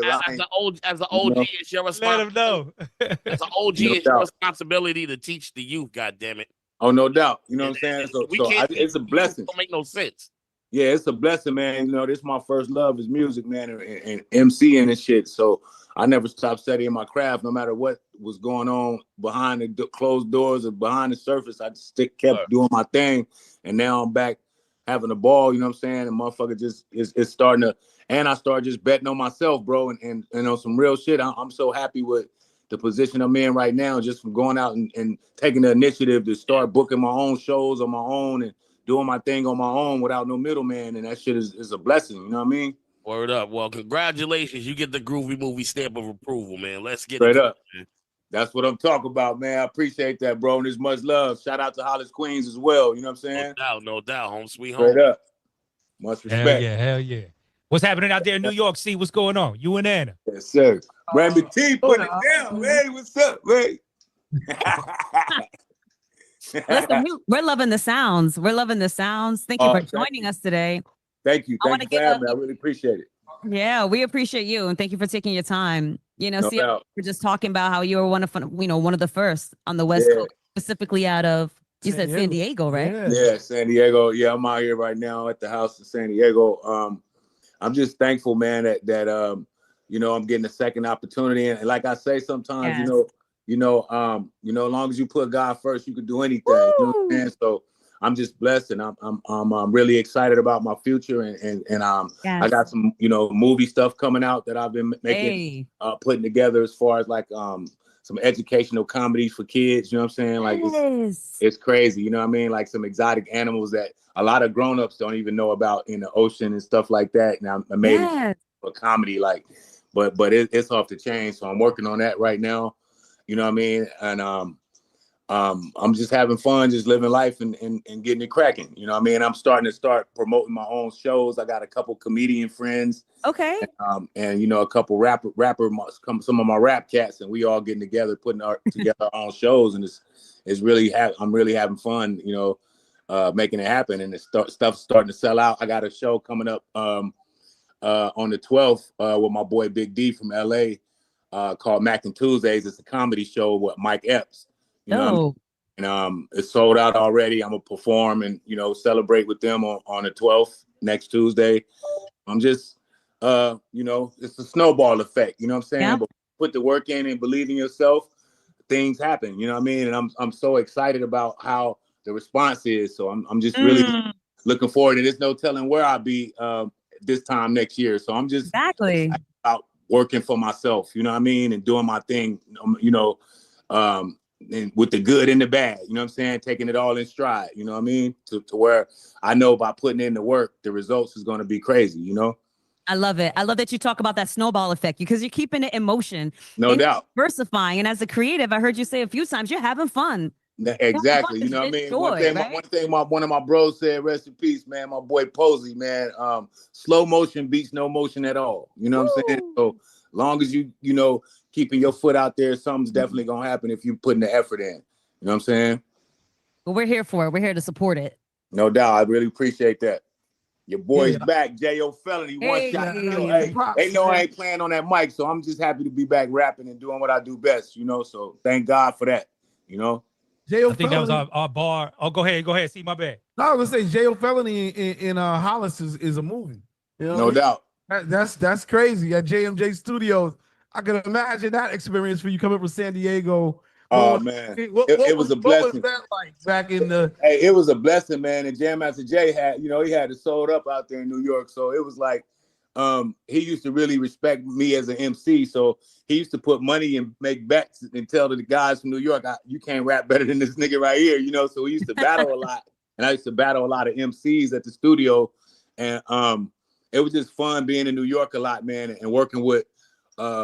Just working with him is, one of the rap groups that I really looked up to growing up as a kid. And Crush Groove was one of my favorite movies. So being able to be with Jam Master Jay, and I actually one time they had to perform for Jon Stewart, and he wanted me to perform with him. He was like, "Just come out here and freestyle." I'm like, "Man, you crazy? I'm nervous as hell."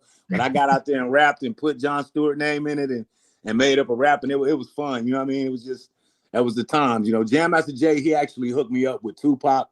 He hooked me up with Snoop Dogg, and he hooked me up with Scarface. You know what I mean? So those are three of the biggest names in music, you know what I'm saying, in rap music. And he the one that made that happen, Shout out to Jam Master Jay. Shout out to Jam Master Jay for life. Hollis Queens, man. Straight up. Not about it. You've been in the game for a while. We're going on 30 years? Yeah, for sure. Like my first album came out in 95. Wow. The Take a Ride album. And that was on JMJ Records. And then I put out What You Gonna Do directly on Def Jam. You know what I mean? And then I came with Crip Hop after that. So when I left Def Jam, I came with Crip Hop, the album called Crip Hop.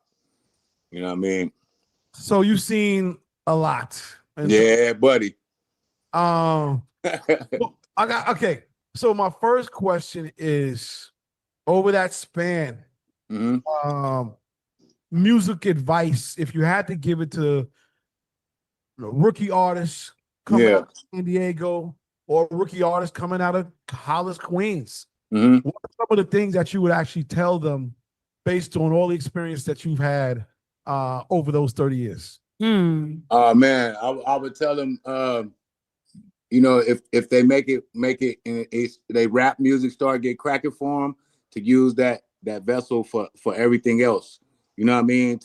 Because once you're into the game, you could branch off into film and producing and writing films or comedy or whatever entertainment. You know, even if it's boxing or sports, you can branch off into so many different things once you get cracking into music. You know what I mean? So, I would tell them to branch off into more than just making music. You know what I'm saying? And utilize your celebrity for all kinds of different stuff to bring in different, you know, streams of money. You know what I'm saying? Absolutely. I have a follow-up to that. Yeah. So, looking at the condition of music right now, hip hop specifically, right? And younger generation, are you now creating music specifically for this younger generation, or are you creating your music and allowing them to get an understanding of who you are as an artist? Yeah, I'm just I'm kind of like mixing the two. Like right now with the new project I got, as you can see, is the new age type of tracks. You know what I'm saying? So I'm mixing the two with my style with those new age type of beats. I should have been doing that years ago because it sounds so good. You know what I'm saying? So I'm happy to be mixing the two. And then, you know, my boy Baby Runner, he's of the newer generation, you know what I'm saying?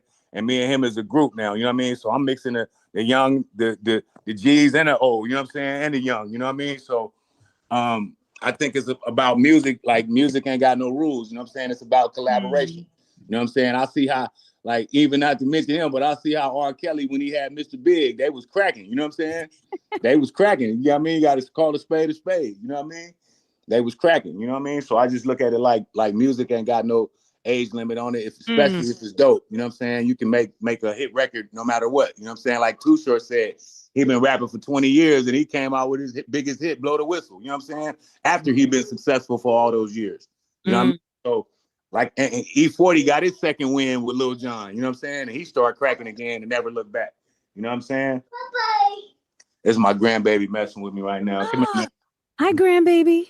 He tripping. Oh, give him some camera time. Give him some camera time. Where you at? He wouldn't hit. He like, I ain't fucking with y'all.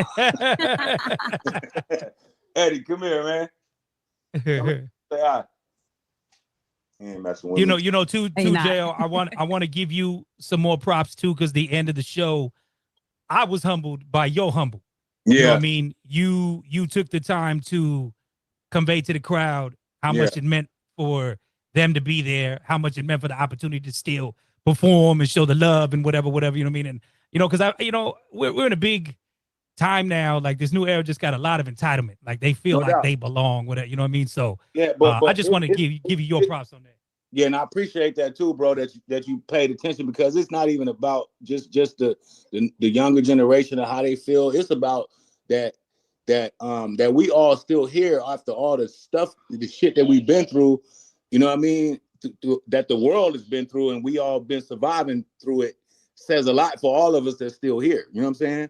We it's only the strong survive, you know what I'm saying? And I lost like a couple people to the COVID-19 shit, you know what I'm saying? And I just feel like only the strong gonna survive, you know what I mean? And then I think we in the best time of existence right now, because I think some crazy things gonna happen as long as we can stay alive to see it. You know what I'm saying? But I think some crazy things gonna happen. But I just feel like we just gotta stay grounded, take care of ourselves, you know, work out as much as we can, eat healthy and enjoy this thing we call life as much as we can while we're here. You know what I'm saying? Nobody's promised tomorrow, and we just gotta try to you know, that's why I feel like God created laughter. You know what I mean? So we can laugh through the pain, bro, because it's only two ways to accept it. Either you're gonna cry through it or you're gonna laugh through it. You know what I'm saying? So that's what it is. To try to enjoy life as much as you can, bro. You know what I mean?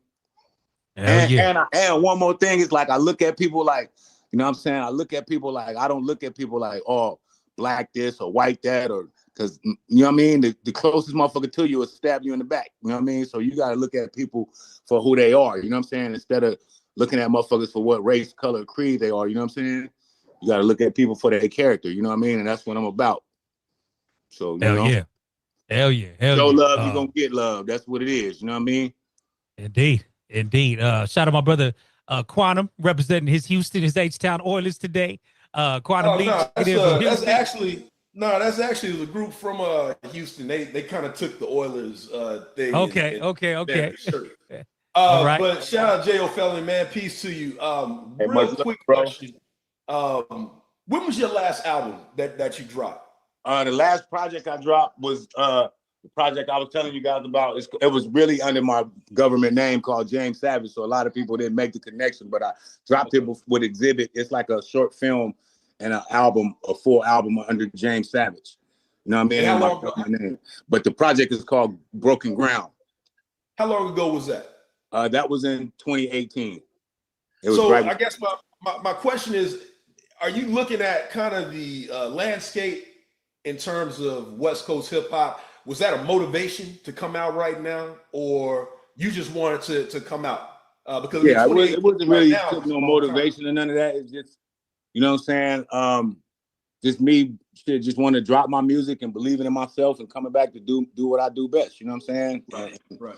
And helping others along the way that I'm, you know what I mean, trying to put together. You know what I mean? So it's just me just having fun with doing what I'm doing and putting other people on at the same time, you know? Do you feel like coming out right now is probably easier than, let's say, the James Savage project when that dropped? Do you feel like it's a little bit, I mean, I know it's only kind of a 6-year gap, but do you feel that it's a lot easier to get that word out right now as opposed to the last time that you dropped the project? I feel it's fucking easier because we don't have a pandemic going on. You know what I'm saying? That kind of fucked up the momentum of the project really, because me and X and Problem and Razzcast and us, we did a European tour, and when we came back, we was gonna do the United States. You know what I mean? But this COVID happened. Everybody had to stay in the fucking house. But we had a tour to where it was me, Crooked Eye, Exhibit, Razzcast, King T, Problem, and a couple more artists that was gonna be down, but that shit just shut it down. But now we gonna, you know, get it back up. You know what I'm saying? That's what's up, man. It's good talking with you, man. I growing up, Shermstick was that was the track that got me. You said a line back then. He was like, "Now I got powers like the X-Men, dog." Oh, no you don't doubt. understand the way I used to laugh at that line, dog, because it just made so much sense. But my boy, actually, one of the people that listen to the show, they sent me the 12-inch Shermstick a few years ago, man. So it was good to have that, man. But it's good speaking with you, man. I'm glad to know what you're doing. Some good things still out there. That's crazy you mentioned Shermstick, man. That shit made it to the last GTA 5. I don't know we're gonna have a GTA 6, but the video Shermstick is actually on the Grand Theft Auto. You know what I mean? Yeah. No, it was a jamming track, man. Yes, sir. Who produced that track? Me and Jam Master Jay. We did. Jam Master Jay. Yeah. Yeah, no doubt, man. But good luck on the new music, man. Yes, sir. Glad what you. I like what I'm hearing. Appreciate it. So man. shout out to you, man. Appreciate you, bro. Have a good one, man. Rap is back, man.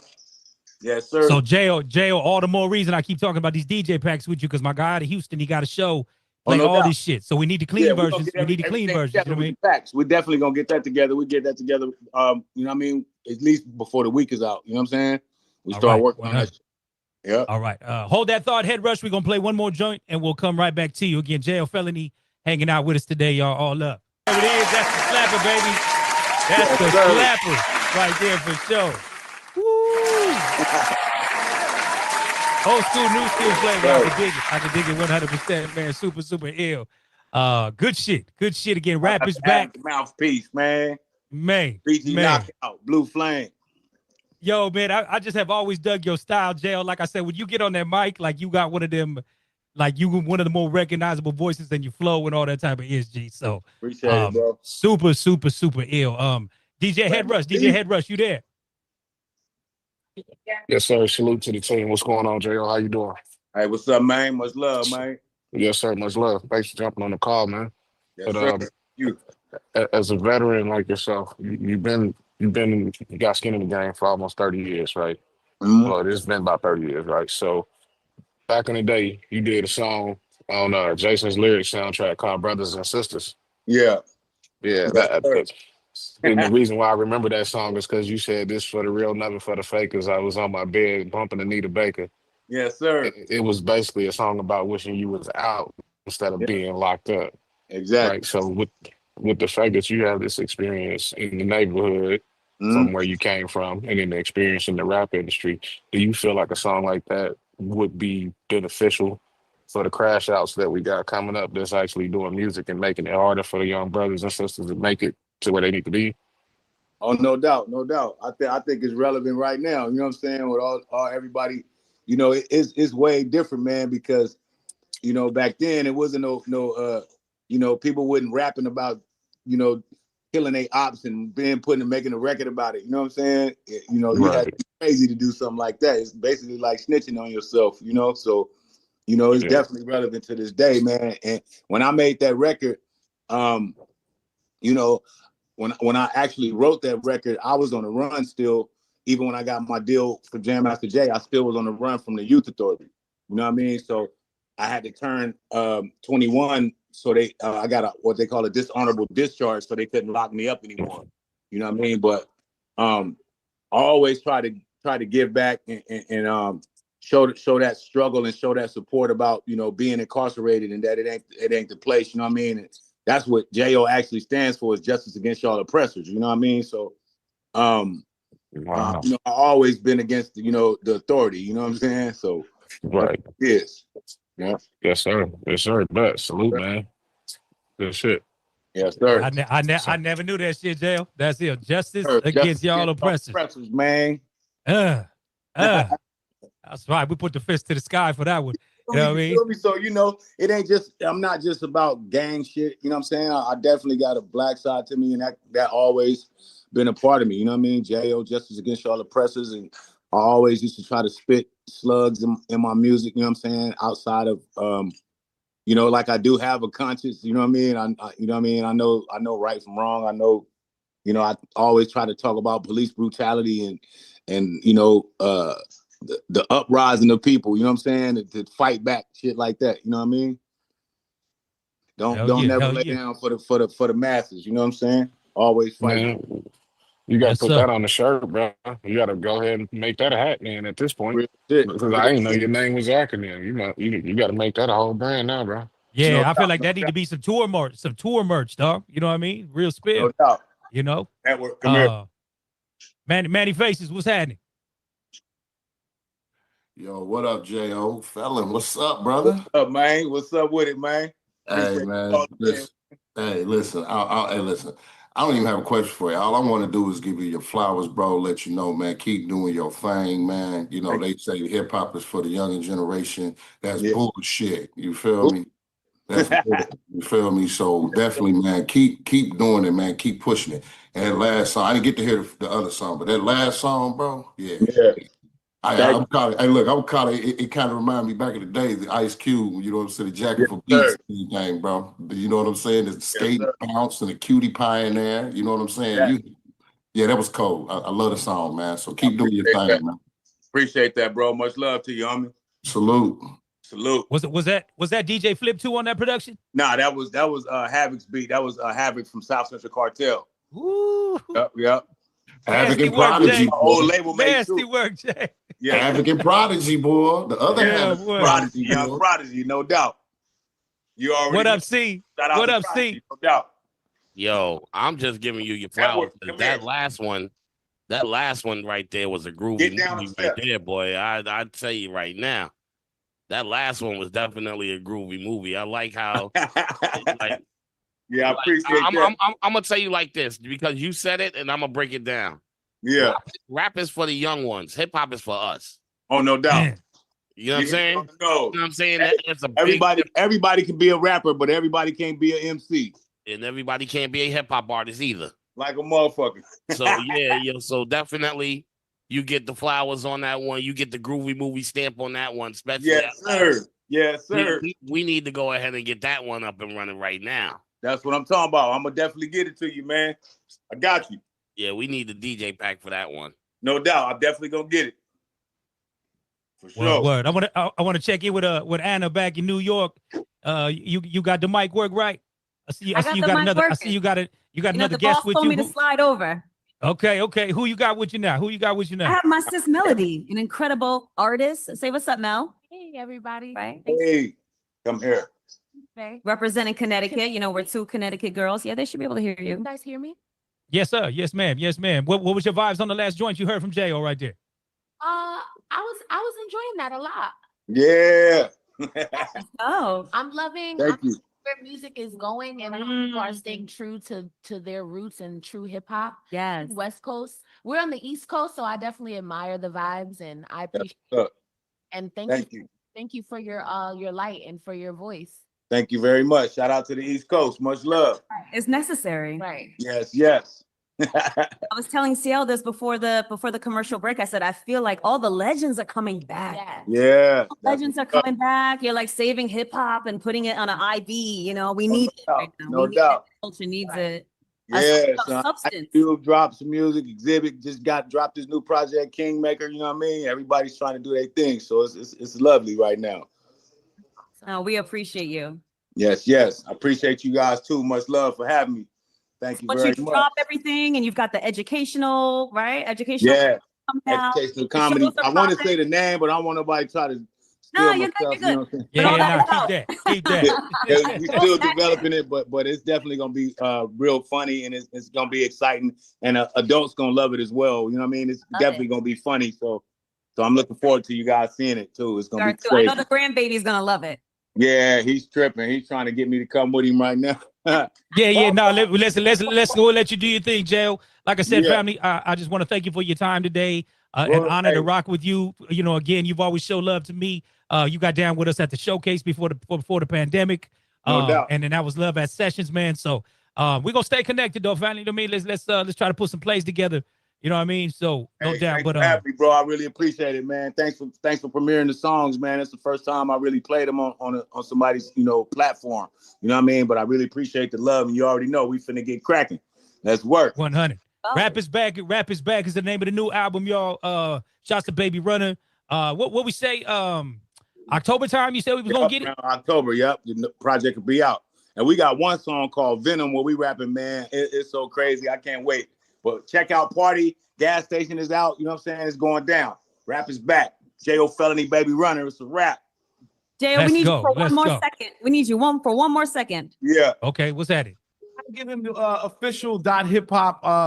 Love. You're a legend, obviously. Shout out to San Diego. Thank Shout you, out to what bro. you've done for the culture. Yes. And Hip Hop, who's one of our partners, man. They want to give you a free Hip Hop domain. So that's up.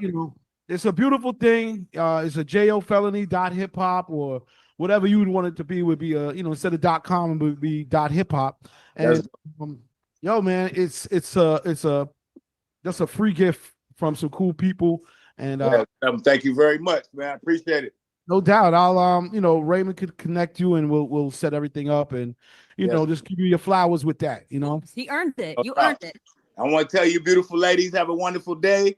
Much we love. appreciate Shout out you, to the East Coast and blessings, and God bless you, and much love to y'all. God bless you. Much love. Thank you so much. All right, Jayo, go play Grandpa, boy. Go handle it. Well, I'll be in touch. sir. I'll be in touch. Much Eddie love. Eddie Spaghetti.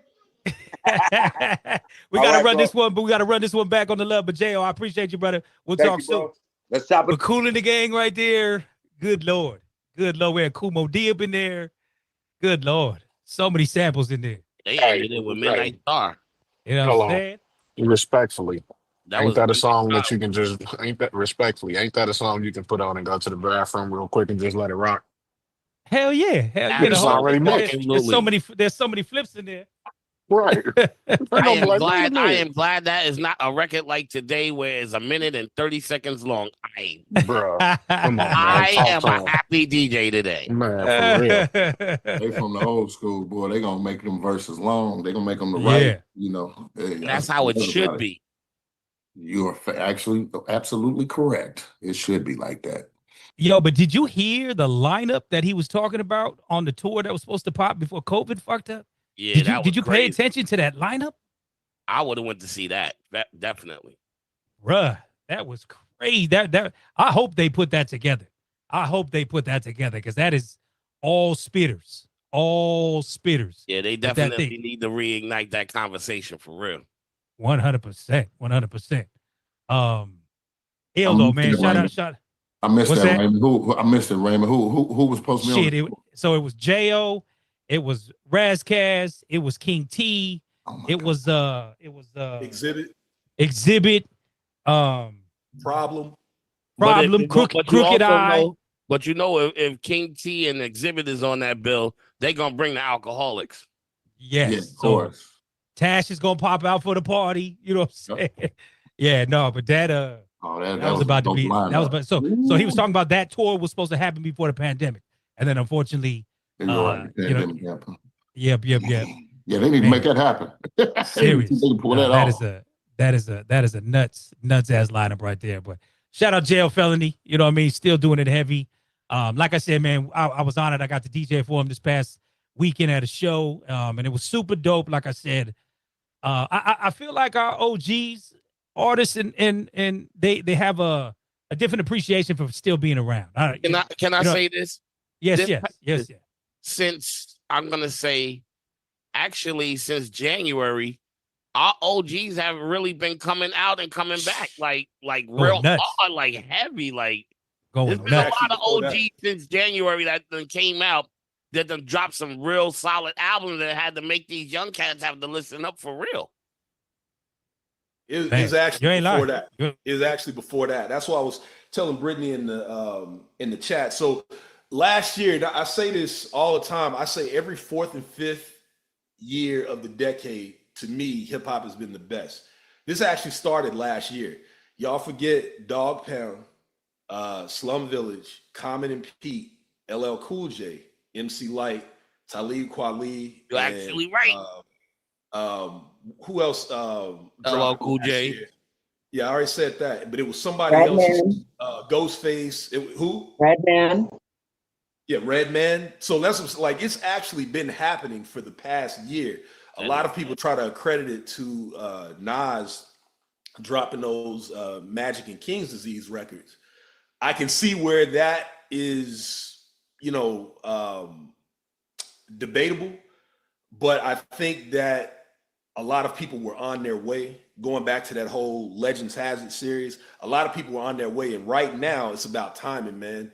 Right now it's just the time to drop if you are a veteran, because people's ears are listening, people are paying attention, and we're getting served for it, man.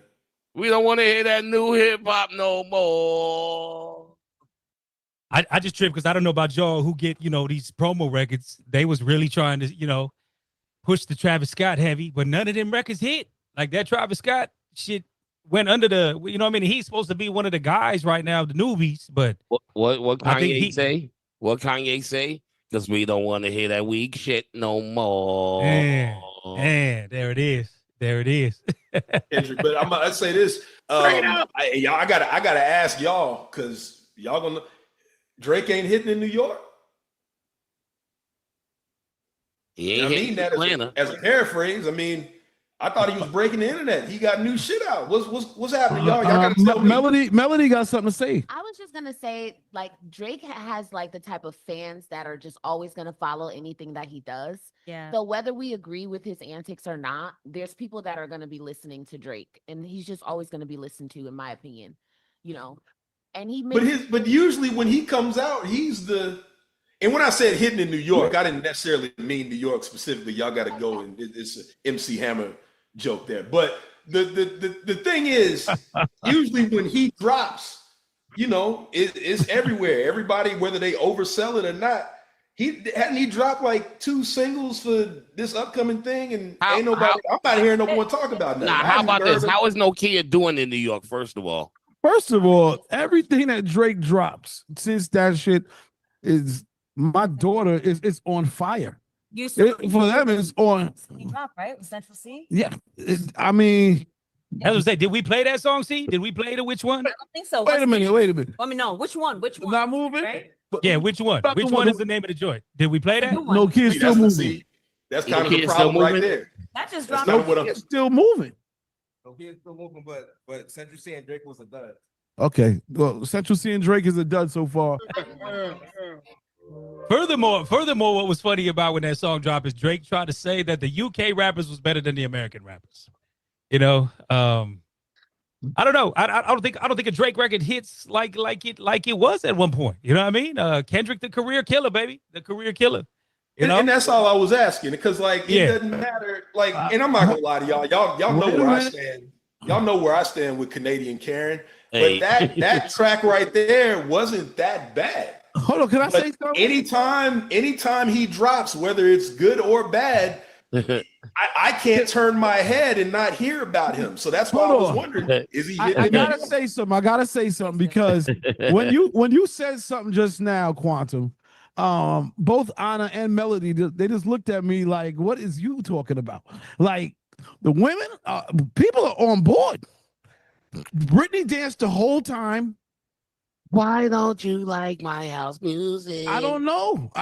Like it may be different for different people when it comes to Drake. Realistically, realistically, Remember, right? You have to remember, he's an international artist. He's not an American artist. He's not an American rapper. He has more international, worldwide fans and appeal. He's crossed over. He's not boxed into just hip hop, right? Just R&B, just whatever other collaborations he does. He can do a joint with Central C. Overseas, he can go sell out a show in London. He can go sell out a show in Tokyo or Rio de Janeiro. Not every rapper off the block can do that. You got to give the man some credit.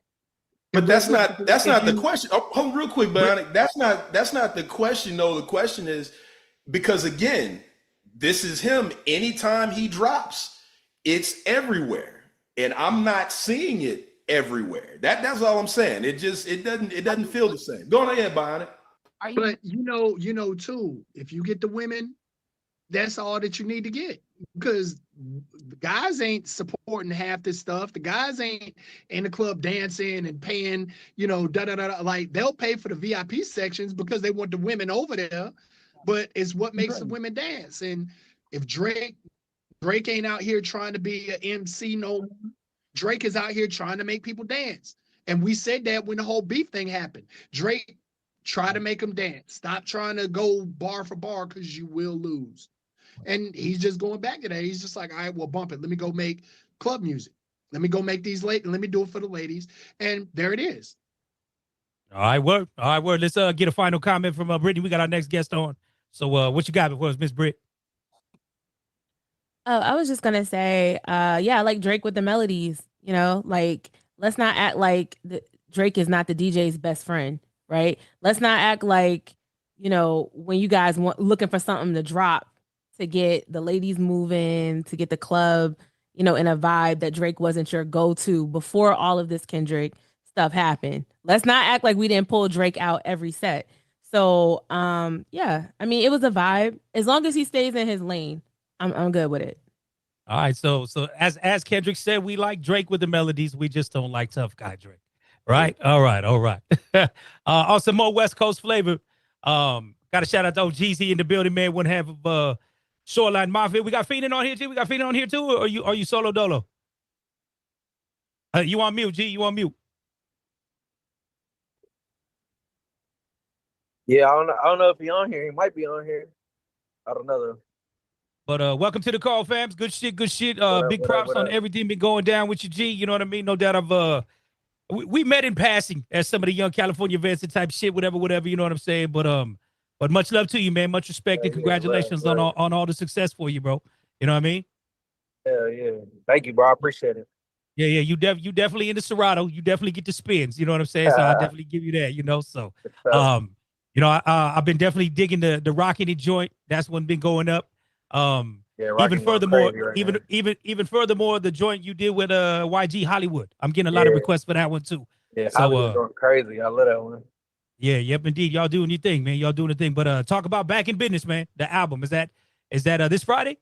Back in Business dropped on I think it dropped in March. That was Oh, that's the other one. Okay, yeah, my bad on that. It it dropped in April. That was like our album. That was our reunion album, and that was right before Coachella. We did Coachella together for our first time performing together in like 5 years. So that shit was amazing. And then we about to drop a new one. Let me see the date. Check the date. Give me a second. Because I know y'all got a tour coming up, right, in support of that album. Yeah, it's the support of that album, and then it's just like a reunion tour too. Like it's our first time me and Phoenix working with each Yeah. other in like 5 years. Hell yeah, hell yeah. Oh yeah, we about to drop Out My Mind on the 12th, on September 12th. Okay, word. You checking in from the West today, brother? Or what? Yeah, I'm right here in LA. All right, so you heard the conversation.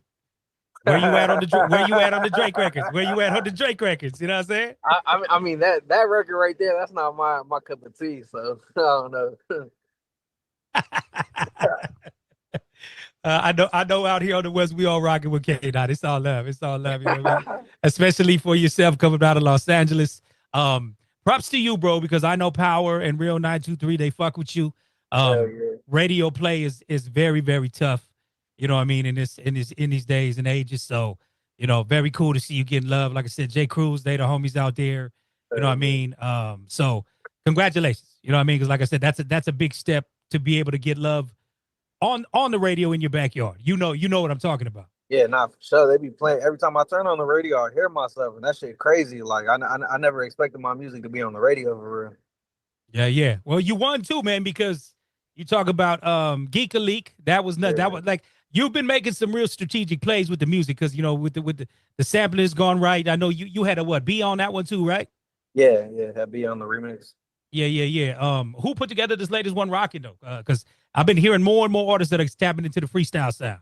My boy Monster Norm, he my A&R, he really put the whole play together. He was like, bro, you gotta fuck with this. And like we grew up off freestyle music. I'm Mexican, so you know all the Mexicans out here love freestyle music. So it was a no-brainer. He threw it on and we just started flowing. Yes, sir. What's Yes, the sir. deal? Definitely want to Shoreline, shout out Shoreline, Phoenix in the Shoreline. building too. Phoenix What up it in do, here what it now do? too. Shoreline Mafia. Yes, Sirski. Where Yeah, you at? gang. You lounging at the crib, Phoenix? What's going down? Yeah, I'm at the crib just chilling, man. Just hopped out the shower, just chilling. All right, y'all enjoying some downtime before this goes off top of September, right? The tour. Yeah, we Oh about to yeah, hell yeah. That's what I'm on right now. I'm like, damn, we about to be gone for 38 days. I'm trying to just be copacetic, hit that road fully energized, you know? Yeah. You gotta pull up to one of the shows. No, without a Super. doubt, man. So I stay in San Diego, brother. You know what I mean? But I'll be back and forth to LA. I know you guys are gonna pop out this way. So Yeah. Oh, yeah, we'll of course. definitely get it in for sure, more proper, like, you know what I mean? But 100%. yeah, but I'm gonna play this joint because I played it for the call. Everybody was rocking with it. So I'm gonna play rocking it first, and then hopefully we can get into one of these new ones that's gonna be dropping. But this one been going up, good. y'all.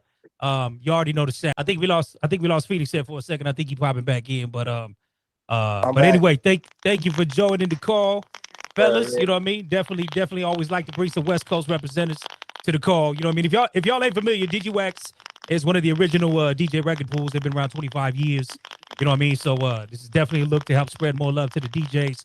The cool part for y'all is y'all start stepping out on the different cities, connect with some of the DJs because we got DJs from all around the country on the call. You know what I mean? So be a good look to connect with everybody. Shout out to DJs in there. Have you got to spend some time in New York before, G? Yeah, we've been in New York a few times. We ain't never spent like more than a few days, like 2-3 days there at a time. Okay. Well, let me pass it over to CL, Anna, and Melody out there living the rooftop vibes. How we doing out there? Feeling good, rocking to the beat. You know what I mean? Shout out to the freestyle energy. I see you. I see you. I was just talking about we had Freestyle Feast here in Long Island a couple of weeks ago. It was really dope. That's tight. Right, 40 years of it. I love how you incorporated that and just staying true to the roots. That was Yeah, fun. for sure. Yeah. Of course. Oh yeah. I'm just proud of y'all, man. Shout out to y'all, before making music, coming back, making music, but seems like the energy's got even bigger for y'all. 100%. Definitely, yeah. It felt like a complete different thing than it was, you know what I mean? It's like Yeah, man. we like a whole different headspace and everything. Even making music is different, feels different, you know? Nah, it's a beautiful thing, man. And the diversification of the culture, man. It's like I love to see the fact that we can hear some hard whatever, and then we can hear this and everything can work together, man. So waiting for y'all brothers to come out here again. I'm sure when y'all do y'all New York run, it's gonna be a super movie. Yeah, y'all gotta pull up here, of course, but you know, it's gonna be a lot. My questions were sort of simple because, you know, over y'all time, I'm sure you've seen and got a chance to work with a lot of artists, but you know, who from the East Coast or the South, any collabos y'all are looking forward to now that this new energy is happening? You know, you got to spread the love, you know. So where we spread the love? Jeezy, who you thinking? I don't know, man. I want to do I want to do some shit with Bass Swag for sure. Something for Yeah, the he girl. dope. I like it's like Yeah. fun music, you know. His fun, like it's like a fun vibe to it. Yeah. Something like that. I got some shit dropping with D Baby soon too, from Texas. Yeah. I like the bass swag, you know, Shoreline Mafia. Yeah, I might even throw what's his name in there too. Cash Cobain. Yeah, nah, for sure. For You sure. know, that's a good movie right there. You know, so Yeah. that's what it is, man. I think But no, we go ahead. we had linked with them when we was out there, I think, right? Gee, we do at the Yeah, club. yeah. We seen them over there. Oh, mamas. No doubt. Are you guys gonna hit up the what you call this event, Student, the scam artist event? I think we are. That's in like 2 weeks or something, right? Yeah, 2 weeks out here in LA. Yep. Yeah. Y'all all finna be there? I think I'm stepping out because that's gonna be the Monday, Tuesday, Wednesday. So it's like the 18th, 19th, 20th. Okay, So but yeah, I'm definitely gonna try to make one of the days before we hit the road. Yeah, I think I might try to pull up myself. I think it might be worth. I haven't been to one of them, so you know everybody's talking about it. You know they even got a buzz here in New York, so I think it's gonna be a good look. So that's it. I'm finna pop out there. So Yeah. Hey, not so for you two, talk a little bit about the reunion, man, because I know y'all had lost a member, right?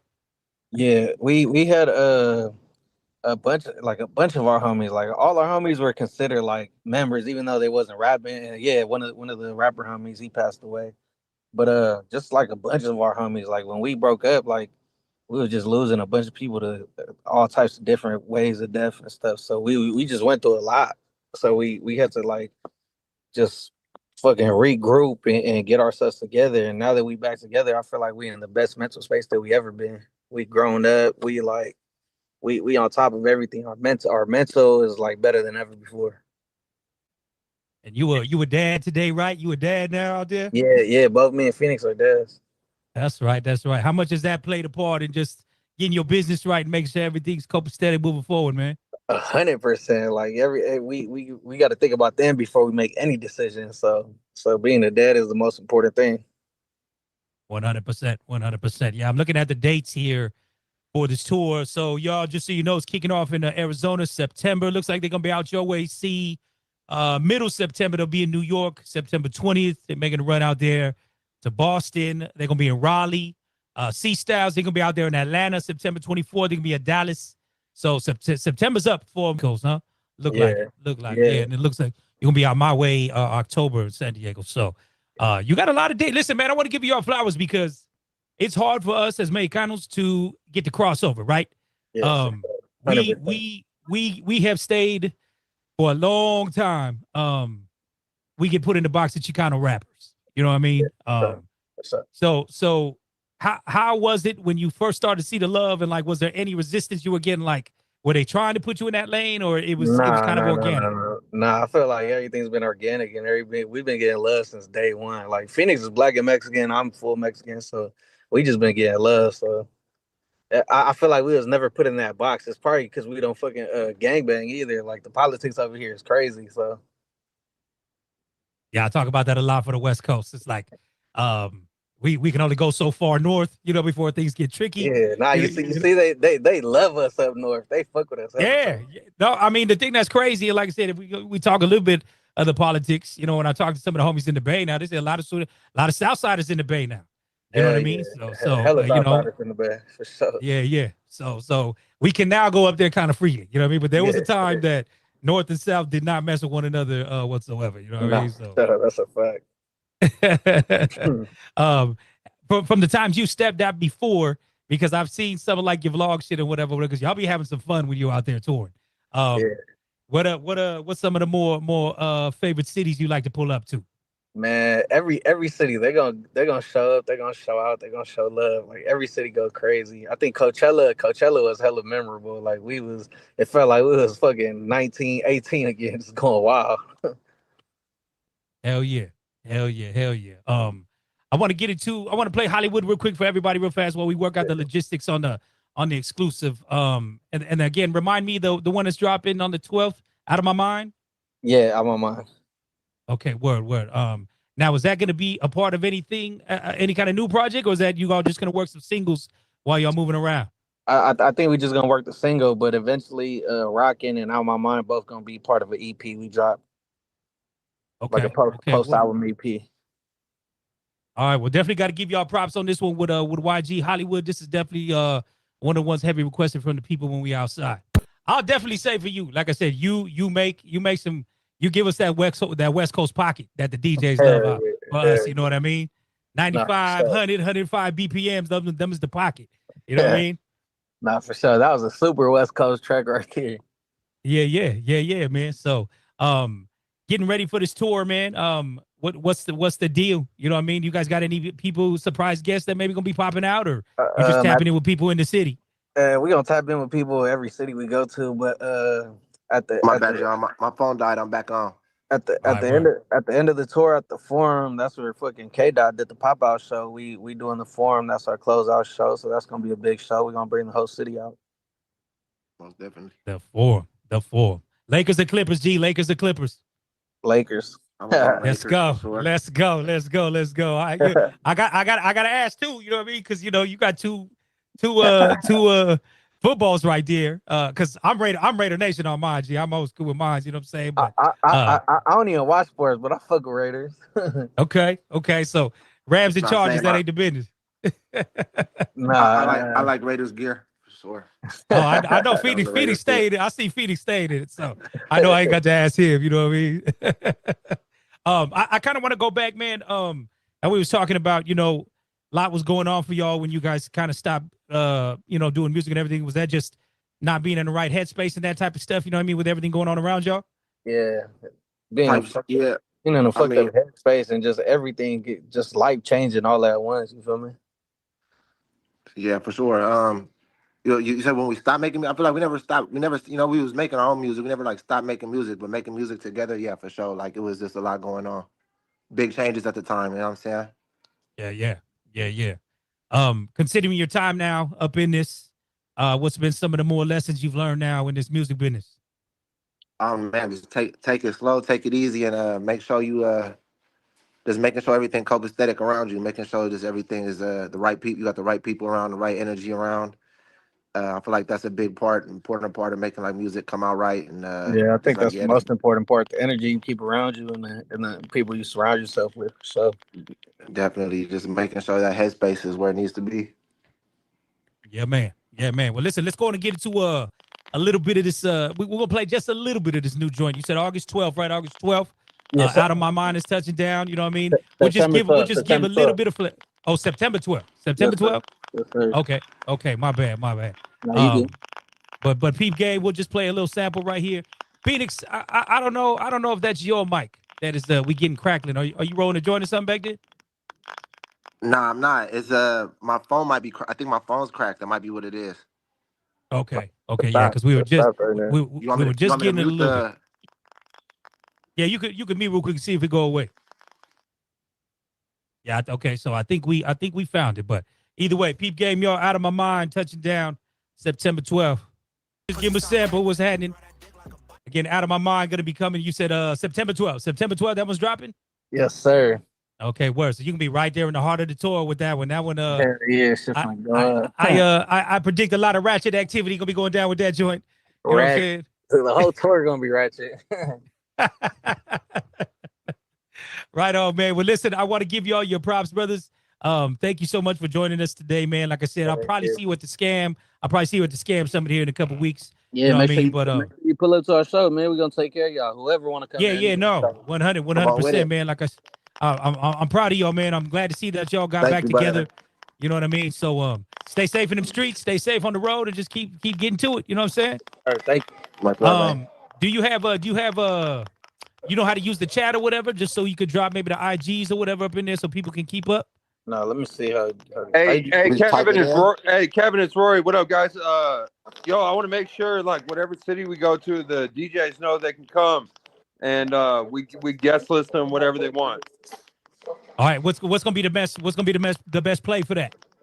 I'm gonna get with Kevin, and I'm gonna have Kevin figure it out.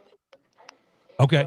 Yep, I Okay, got But you. like guest list, whatever, it's good. I want all the DJs to know that any city we popping out at, and we popping out like not big cities too. We hitting the Midwest, a whole bunch of little spots that we never been to. Kansas City, first time there. That shit sold out. Yeah, I just wanted to make sure everyone comes and fucks with it, sees the motion. Yeah, I got you. So Raymond T and CL, I got y'all. So C's, we speak all the time. So yeah. let's just get a list together, each city, and we'll get it right. I got got a you, quick, Rory. one little quick suggestion. I mean, this is like house party music. I hope y'all do some like some hotel house party listening joints when you're in these cities, because it's house party music. It's like, you know what I mean? Yeah. It's good That'd for be the hard. local, you know what I mean? Give me the red cup and let's go. Hey. Come on with it. Hey, just pull up, man. No doubt, no doubt. Thank y'all though. That's what's up. We appreciate you. All right.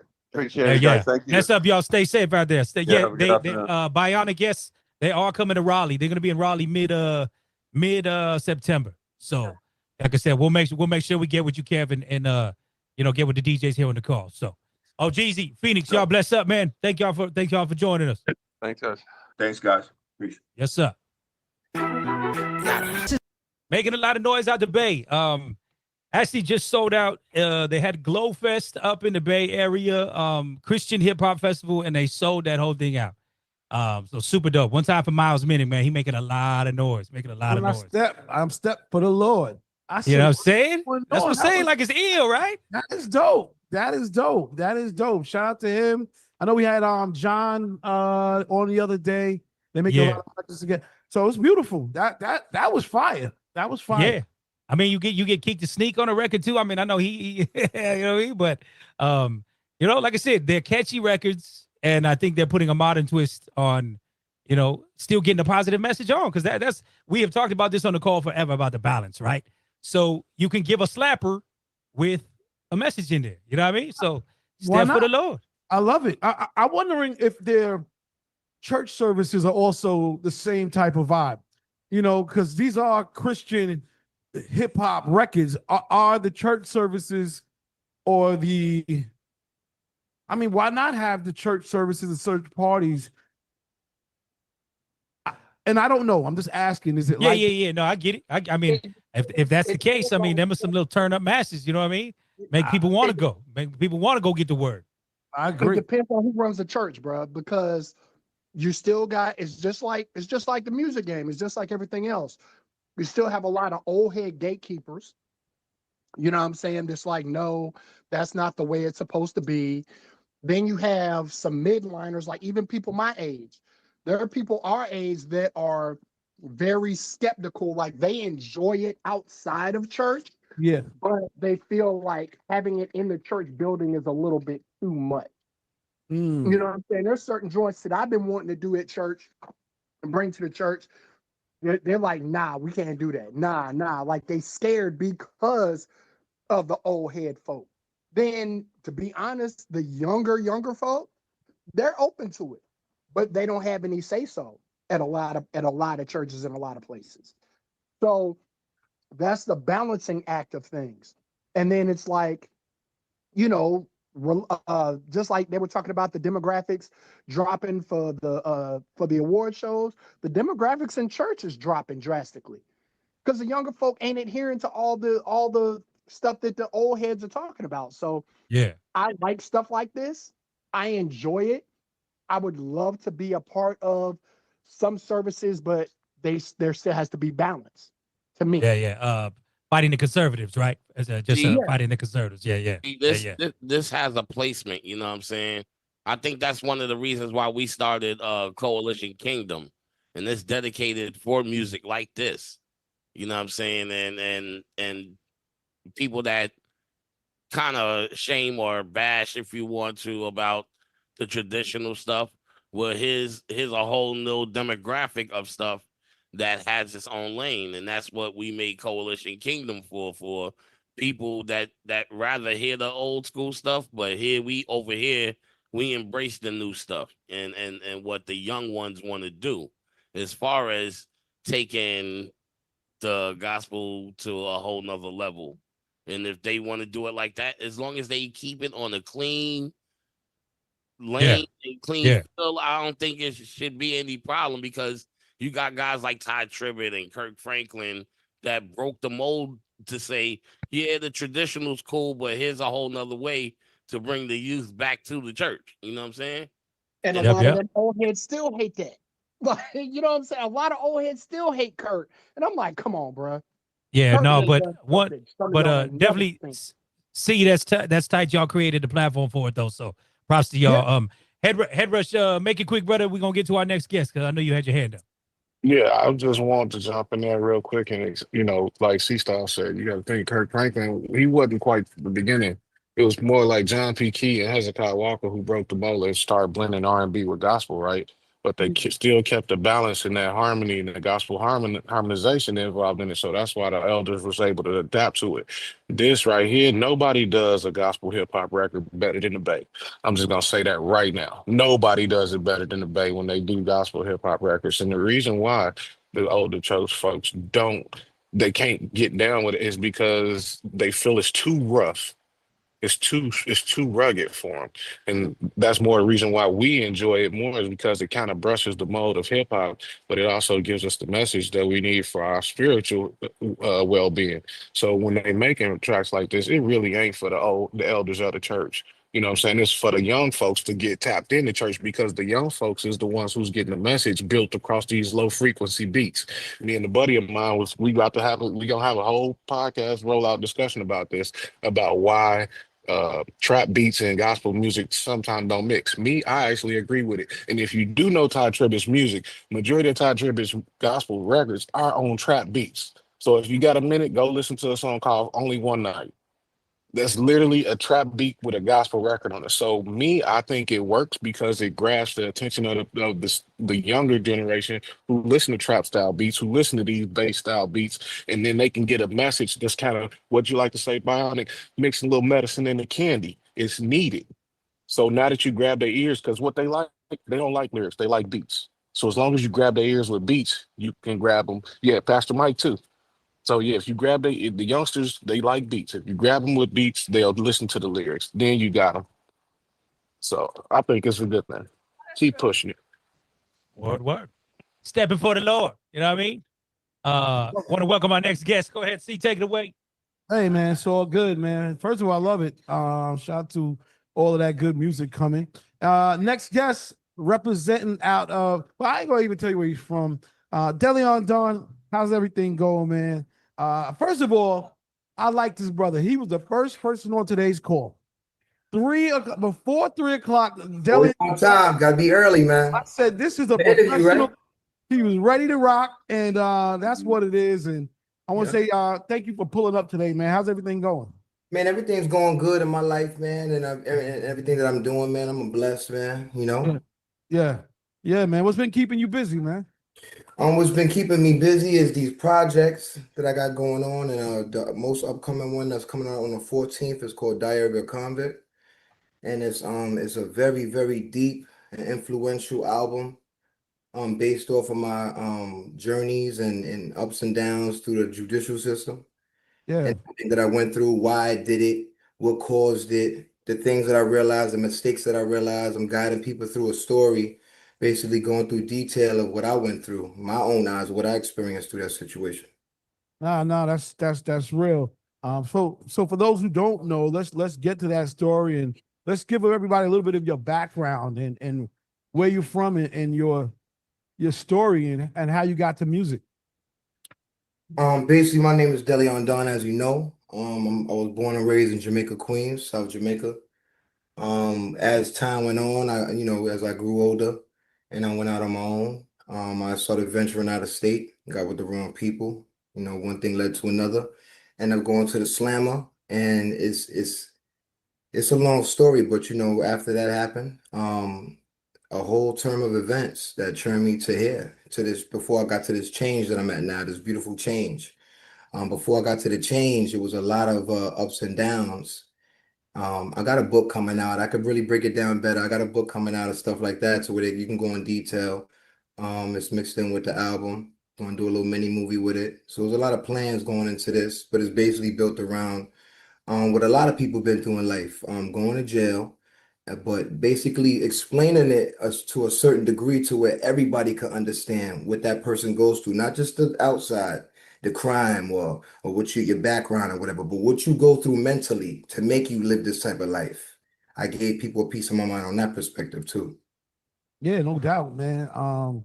We were talking about how losses, lead to these lessons and stuff. And I feel like whatever losses you went through, you're sort of wiser as a result of them. You know what I mean? So it is what it is.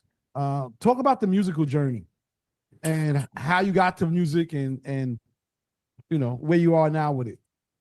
Yeah, the musical journey, it started really when I was 12, man. I used to be inside my apartment. I used to have my little boom box. And I just used to love music, man. Curtis Blow, that was my dude back then. And I used to try to imitate him as a kid. And as I grew older, I started falling in love with music. DMX came out, Jay-Z, it just got so on and so forth.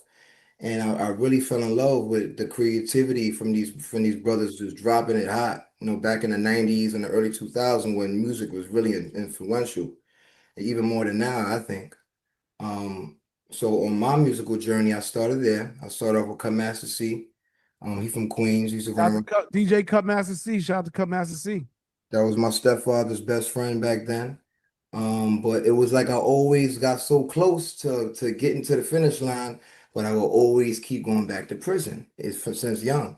This is what hindered me from being successful in my eyes. Me making the wrong choices. The music within those wrong choices became good because of everything that I went through. And the reason how I fell into the journey basically stems from that time period when my stepfather was alive. He was like he wanted to be a DJ. He wanted to be all these things. So it was like he was living through me. And by him living through me, I fell in love with his dream. And I guess I'm just trying to finish it.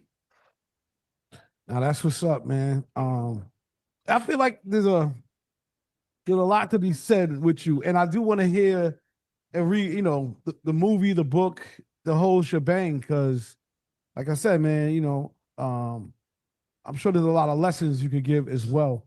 And the fact that you're here is a testament to just fighting through it and keeping it going. I know you had came up to New York a couple of weeks ago and rocked with us.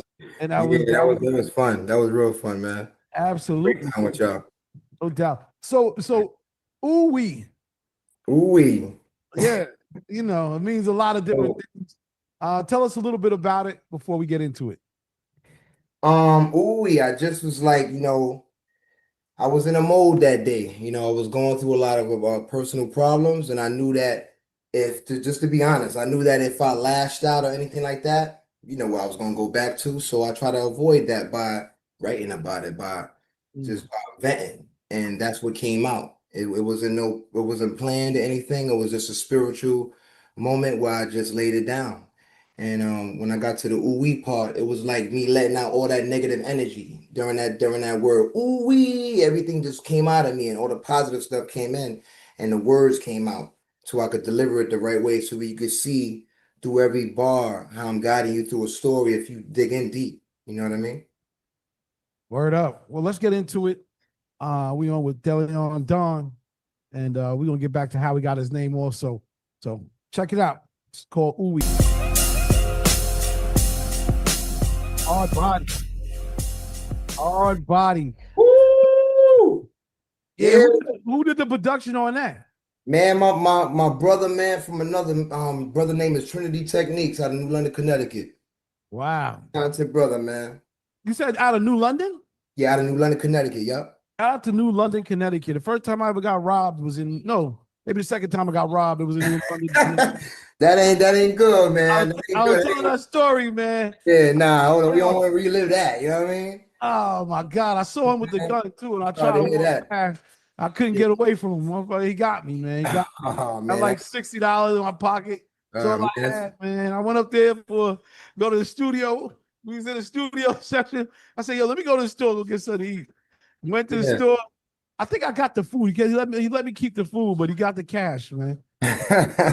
Crazy, man. Crazy, man. That's one hell of a story right there. No, man, that's what's up. So, who did the production on that? Because the joint's crazy. Oh, you So Trinity Techniques, he did the production on that. Okay. He's very well known out there. Very great producer. Got all types of good sounds to him. I did a lot of my work with him. I'm so comfortable with the brother, the way he operates, what he do. We just like click, like all cylinders. You know what I mean? So yeah, that's dope. That's dope. Yeah. usually, I don't think you really should like if you got something good with someone and it's a sound, keep it going. If it ain't broke, don't fix it, right? Bottom line, man, I think that's super important to like get that sound and whatnot. So this is coming off of an album that's dropping when? The album's dropping on August 14th, right So around. literally next week, Friday. Yeah, next week, Friday. I'm dropping it on that day. That's my mother's birthday. It's also the same day I dropped all my projects on, so I was trying to keep the streak going when I'm dropping it on my mother's birthday to keep the energy right, to keep everything flowing official. You know what I mean? Dope stuff. Dope stuff. Yeah. So the rest of the summer, what does that look like for you? What are you trying to accomplish? Where you gonna be? What you got planned? The first thing I want to accomplish is just continuing this change. I only been out like maybe almost 4 months. So I want to just continue that, keep it going, keep everything proper. Second of all, what I want to do is I want to complete this mini movie, man. I really think that this will break new barriers for other people. You know what I mean? I think it would encourage people to take a risk. You know what I mean? Some people don't think that they could do stuff like that, but I think they can. And third of all, what I want to complete is just my career. I want to get it aiming in the right direction. I feel like I deserve it to be aiming in the right direction. I work hard, man. It's been since 12, and I just feel like I know I made some mistakes and it hindered me from getting there, but I know I can get there.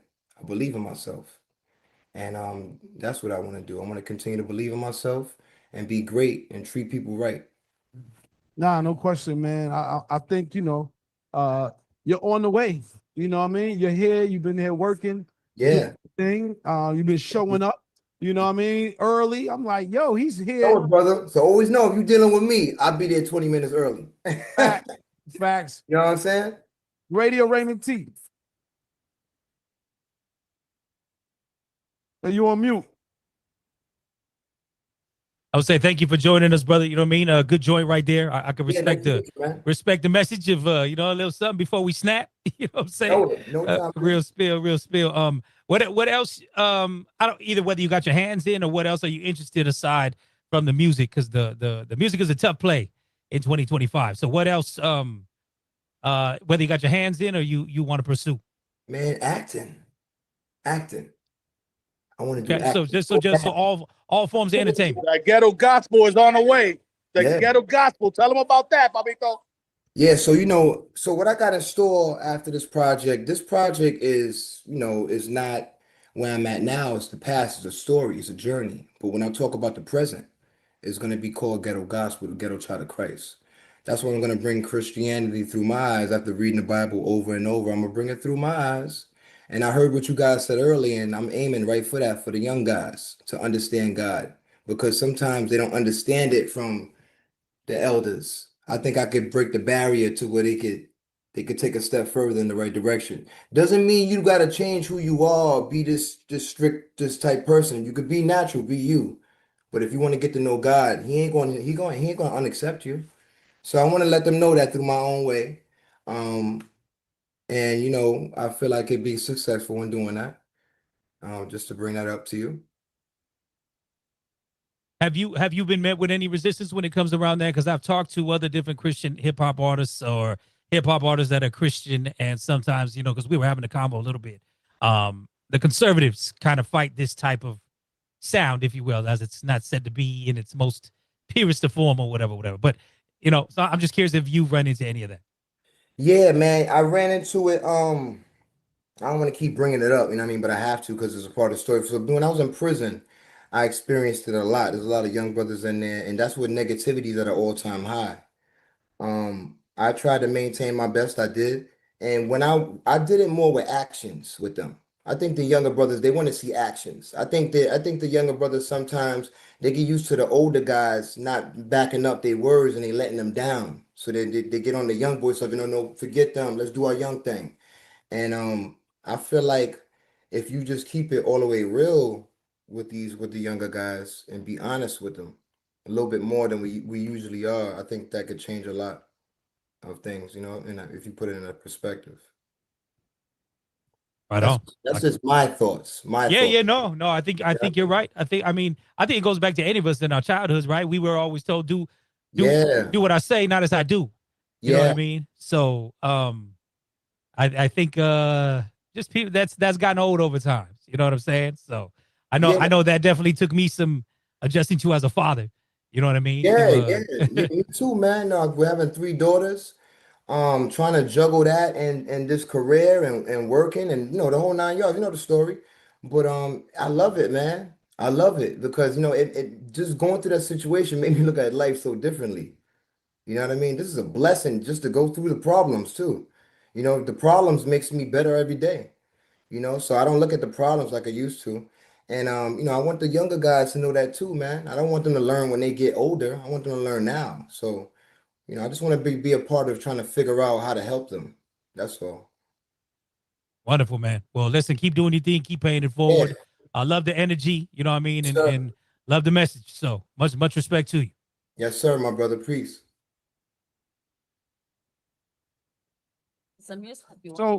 So just so everybody can stay in contact, I know a lot of people have shows and interviews and stuff. What's the best way for everybody to get in contact with you and stay in contact?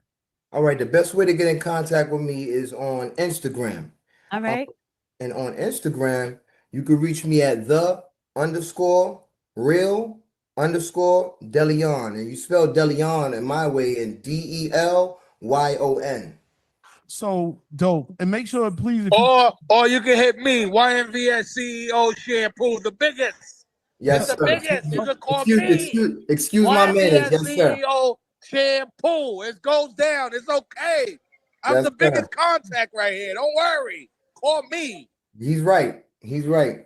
Put it in the chat. That's what I was going to tell you. I know, shout out to Shampoo, the ultimate promoter. Make sure you shout out to in Shampoo. the chat. That way everybody can connect with you and make sure they stay up. I should have been said that, but this is the first rodeo, so you know what time it is. I was letting you talk. Give you the floor, do your thing. You want to say something? We appreciate you. It's just good to see you again, King. Yo, for real, man. I really appreciate you guys. I heard your voice. I said I better hurry up and sit back down. Yeah, I appreciate it. You know what time it is, sister. Hey, but y'all maintain. I really appreciate the opportunity to come on this platform, man. God bless y'all, man. Keep striving for greatness, my people. Keep making real music. You know it. Billy, you want to say something? No, I just wanted to say hi to Deleon. Hey. All right, what's going on, sis? I hope Hey. all well over there. Not much. It's good to see your face, man. It's good to see you. I know. I gotta text you back. Y'all looking very beautiful, man. Oh, God thank bless you. y'all, man. God bless you. God Thanks bless for you. being with us tonight, guys. No doubt. If you didn't know, we got the Content Carnival going on today. Yes. For our new Media Wednesday. So that's about to kick off at 7 p.m. So, Deleon, I don't know if you want to get out of that crazy town, New London, that rock. But when? No, we do it every Wednesday, man. So Every Wednesday, I'm gonna pull up on y'all. I'm gonna come down with Pull up. Shampoo Pull get up, down here. man. It's all good. We love to have you, man. You know it, man. All right. Later, y'all. Peace. Peace. We're gonna play a record and get back. You already know. Know it, man. All right. He seemed focused, Peace. happy, skin popping. Everyone's drinking water. It's a beautiful thing, man. I'm not sure. You mentioned New London. He's in New London, He's in but Connecticut? he's back and forth. He's definitely Okay. back and forth. So Spires. Shout out to CT. yeah, man. All right, I guess we should play a record or something. Yeah, should we go into Tiana Taylor? She's about to drop her project on the 22nd officially. Let's do it. Let's do it.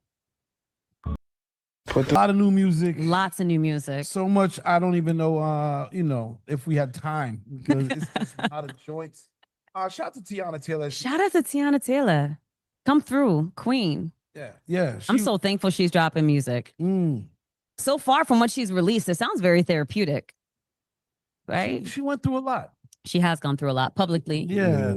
You got to write your life sometimes. Just get it out your system because he went through a lot, the relationship thing. So it is what it is, So does that mean celebrities should stop dating celebrities? I feel like, huh? Yeah. Right. Because once everything hits the fan, it's like now your life is public. It was private and it was like to people that know you as fans, like your fans, they know your business because they're your fans, right?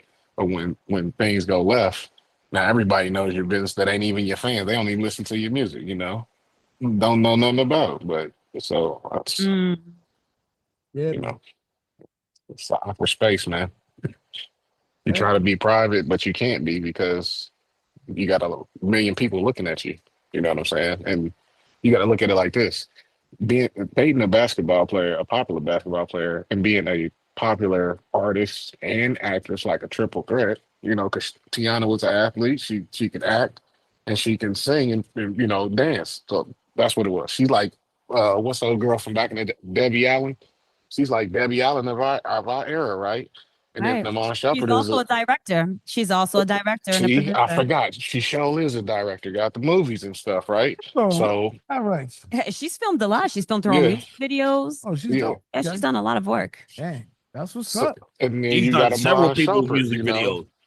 Yeah. Didn't she direct the one that she did with Kanye where she was like doing the damn studio thing? That Yep. song, that was her first video project, am I right? She did the one with her and Ghostface.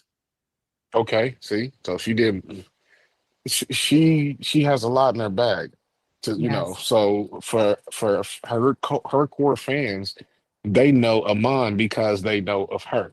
And for Amon's fans, they know her because of movies and Amon. You know what I'm saying? So you got 2-3 sets of fans watching you. And then, like I said, when stuff hit the fan, everybody know your business now. So just like, it's everything's exposed. So I guess they don't have any outlet but to write about it. You know what I'm saying? So when I heard that song, I was like, dang, bro, what did you do to her? So I'm like, what did this dude do? Like, for real. Well, shout out to Kiki Palmer because she sort of said the same thing last week, where her project takes you through a range of her relationship. When she fell in love, when it was great, then they Yes. started to fight, and then they went through the breakup.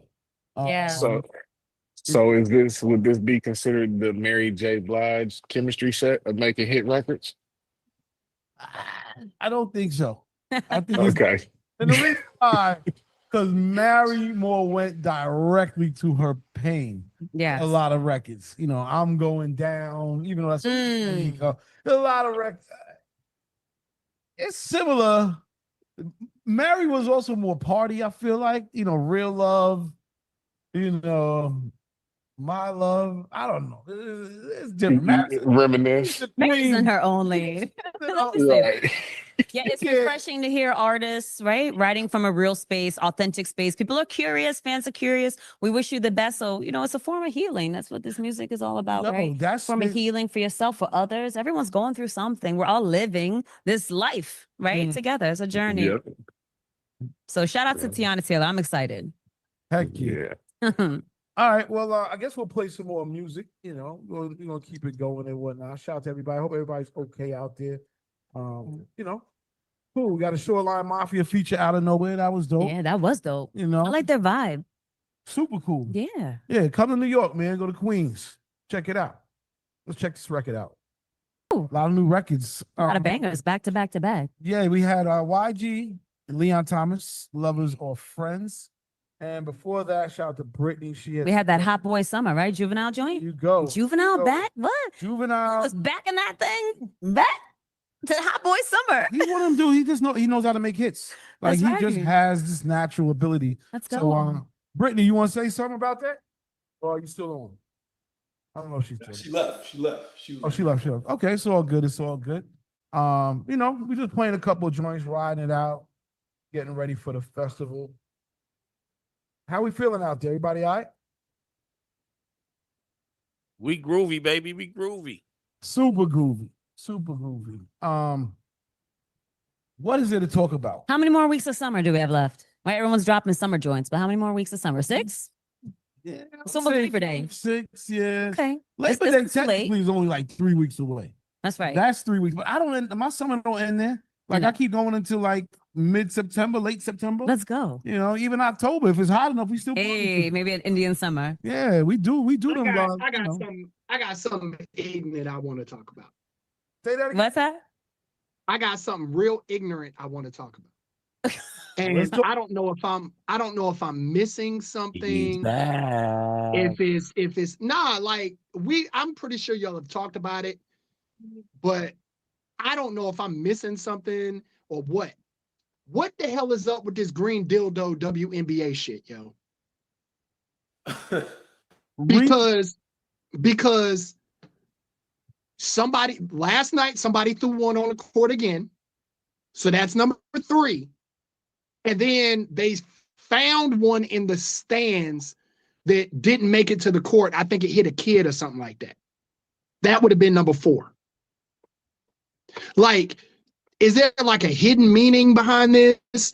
Something like, you know what I'm saying? Like, yeah, what's up with that shit? It's just some hating ass dudes that's hating on female playing basketball. That's all it is. I figured that, but at the same time, I'm like, why green? Like, why green? What's the significance of green? Nah, so all right, so basically what it is right now, because as we all know, hey, what's going on, everybody? This is Remo Marax. What's going on right now is due to the popularity of the NBA, and just like homie said, it's starting to be a sect of people that's trying to like ruin the exposure of it. Because right now, WNBA, believe it or not, is actually lukewarm hot right now. You know what I'm saying? Right. Because you got Caitlin Clark, you got Collier from the Minnesota Lynx. You got I follow. No, right. So what I'm saying is, because those proper stars are making the league hot, now you got a sect of people that's really trying to like ruin it. Because it's not only dudes, it's also women that are doing it too. But what do? They putting the green dildos in the No, they just throwing them on the court. Like somebody throwing like a drink or popcorn. They're throwing green dildos on the court. Yeah, just to be a jerk. Yeah, real talk. But like I said, it's because the WNBA right now, as we speak, right now, it's like on Twitter. I think it's like top 3 trending right now on Twitter. If you put anything WNBA, you put anybody, Caitlin Clark, you put in Paige Beckers, shit, even Juju, and Juju's she's on the ACL and she didn't even get drafted yet. She's still in college. Yeah, she's still in college. So if you put Juju in there, it's your page is going up, your numbers is going up. So right now, that's what's going on right now with the WNBA. So Biotic, just to answer your question, no, we have not talked about this. Oh, okay. But no, it's like, and it's super wild. It's super wild that I've even seen betting sites talk about, what's the color of the next dildo? Wow. Are you fucking serious?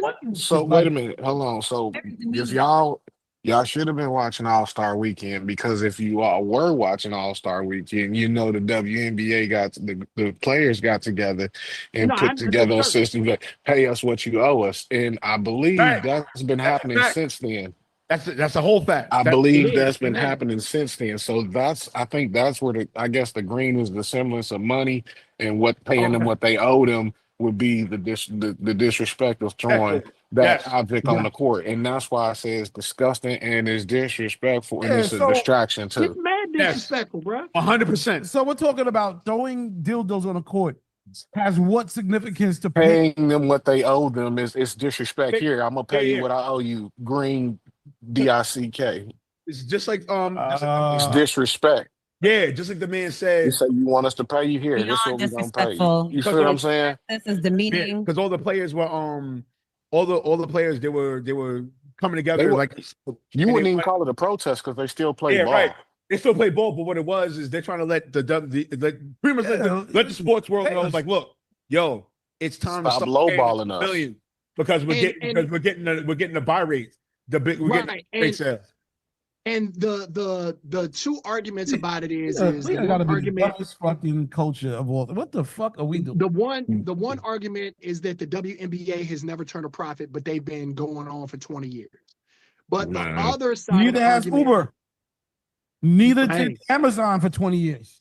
Neither but did the other, but the other side of it is that they're not even getting like with the NBA and their CBA. I think the players get, my numbers are not accurate, but somewhere between like 51, anywhere between like 47 to 51, percent of revenue share. Yeah, right. In the NFL, it's close to 50-50. In NHL and baseball, baseball ain't got no cap. Baseball is different.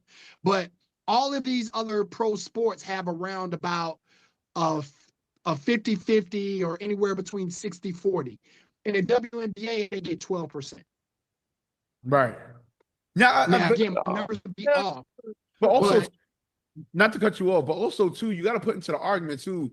Unfortunately, WNBA is still only like 20, 21 years old. So, in hindsight, So no, but I'm saying in hindsight, unfortunately, it's still relatively young. So I feel once it gets past that 25-year threshold, 30-year threshold, you know what I'm saying? I gotta disagree with that because Major League Soccer is not that old in our market. Think about it. Soccer was big overseas, football overseas.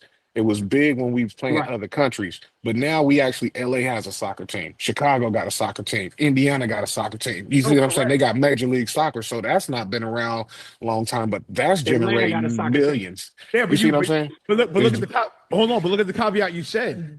You got to remember, women basketball in America, it just started getting popular 20 years ago. Soccer itself is a major international sport.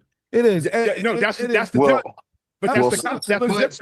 I think that everybody's trying to jump. Women's basketball internationally has been making money. Yes, and since Caitlin Clark has been in Indiana, they've generated over $41 million in revenue. Right, for the first time, they're finally making money. But I'm just saying this. This is like no, they still not. It's going to make the WNBA is poised to blow up. Right, it's going to happen in time. I think what's happening is like women players are supposed to say they want more because they do deserve more. No, that's right. No, they do. It's going to happen. I think that people hating on them is the fucking problem. That is the problem. Like, why do we not want women to make more? Like, it's the same thing in any industry. You look at corporate America, women make 30% less than the man who has the same position, right? I totally get it, but I'm just like throwing green dicks on a court. Yeah, shout out to DJ Headrush. It is a distraction and it is disgusting. It is just like, what are you doing here? Like, yeah, it's foul work. It's just crazy to me. But it's unnecessary. And I kind of talked about it on a couple of sports podcasts. I will say this though, Juju is definitely gonna break the market when she gets drafted. That's a whole fact. I think you're just a fan of Juju. No, I'm being serious. No, I'm being serious. I'm joking. I'm being serious, son. No, she's Juju, nice. She's nice. If you think look, mind you, and Caitlin Clark is not even remotely close to Juju's level. I'm just keeping it a buck. If you were talking about on a talent level, on a 5-tier talent level, it's not even close to Juju. Mind you, Juju gets drafted, it is going to blow the fuck. It's going to be, you know what it's going to be equivalent to? It's going to be equivalent to when AI got drafted to the league. That's a whole fact. All right, well, let's go. And blessings to her. Yeah, no doubt. All right, shut this down. Play the last song. Respectfully. There's a lot going on, man. I just think it's just, people, the way they just go so low to prove what point makes no sense to me. Right. And that's just how. Well, what are they doing with their life? Come on, man. Throwing that on the court. Oh, there you go. So, all right. Whatever you're throwing out, that's what you are. All right, let's go, CL. Yeah. All right. Facts. Let's play this last joint and call it a day. It's New Music Wednesdays. Yeah. Check it out. Man, we just had a crazy technical difficulty. It's all good. Right. I don't know why that song just got cut off. It just happens or whatever. It's all good because it's time. We have 2 minutes. It's time. It's about to be lit in New York. Yeah. Well, so we're going to do the Russell Simmons thing and say God bless everybody. Thank y'all for coming out. Yes. New Music Wednesdays. We about to get this content carnival fair going. Hey, CL, call me. Everybody in the building. I definitely will. And we'll see y'all next week. If you got new records, new music, holla. Stay safe. Stay blessed. Word. Peace. Peace. Recording stopped.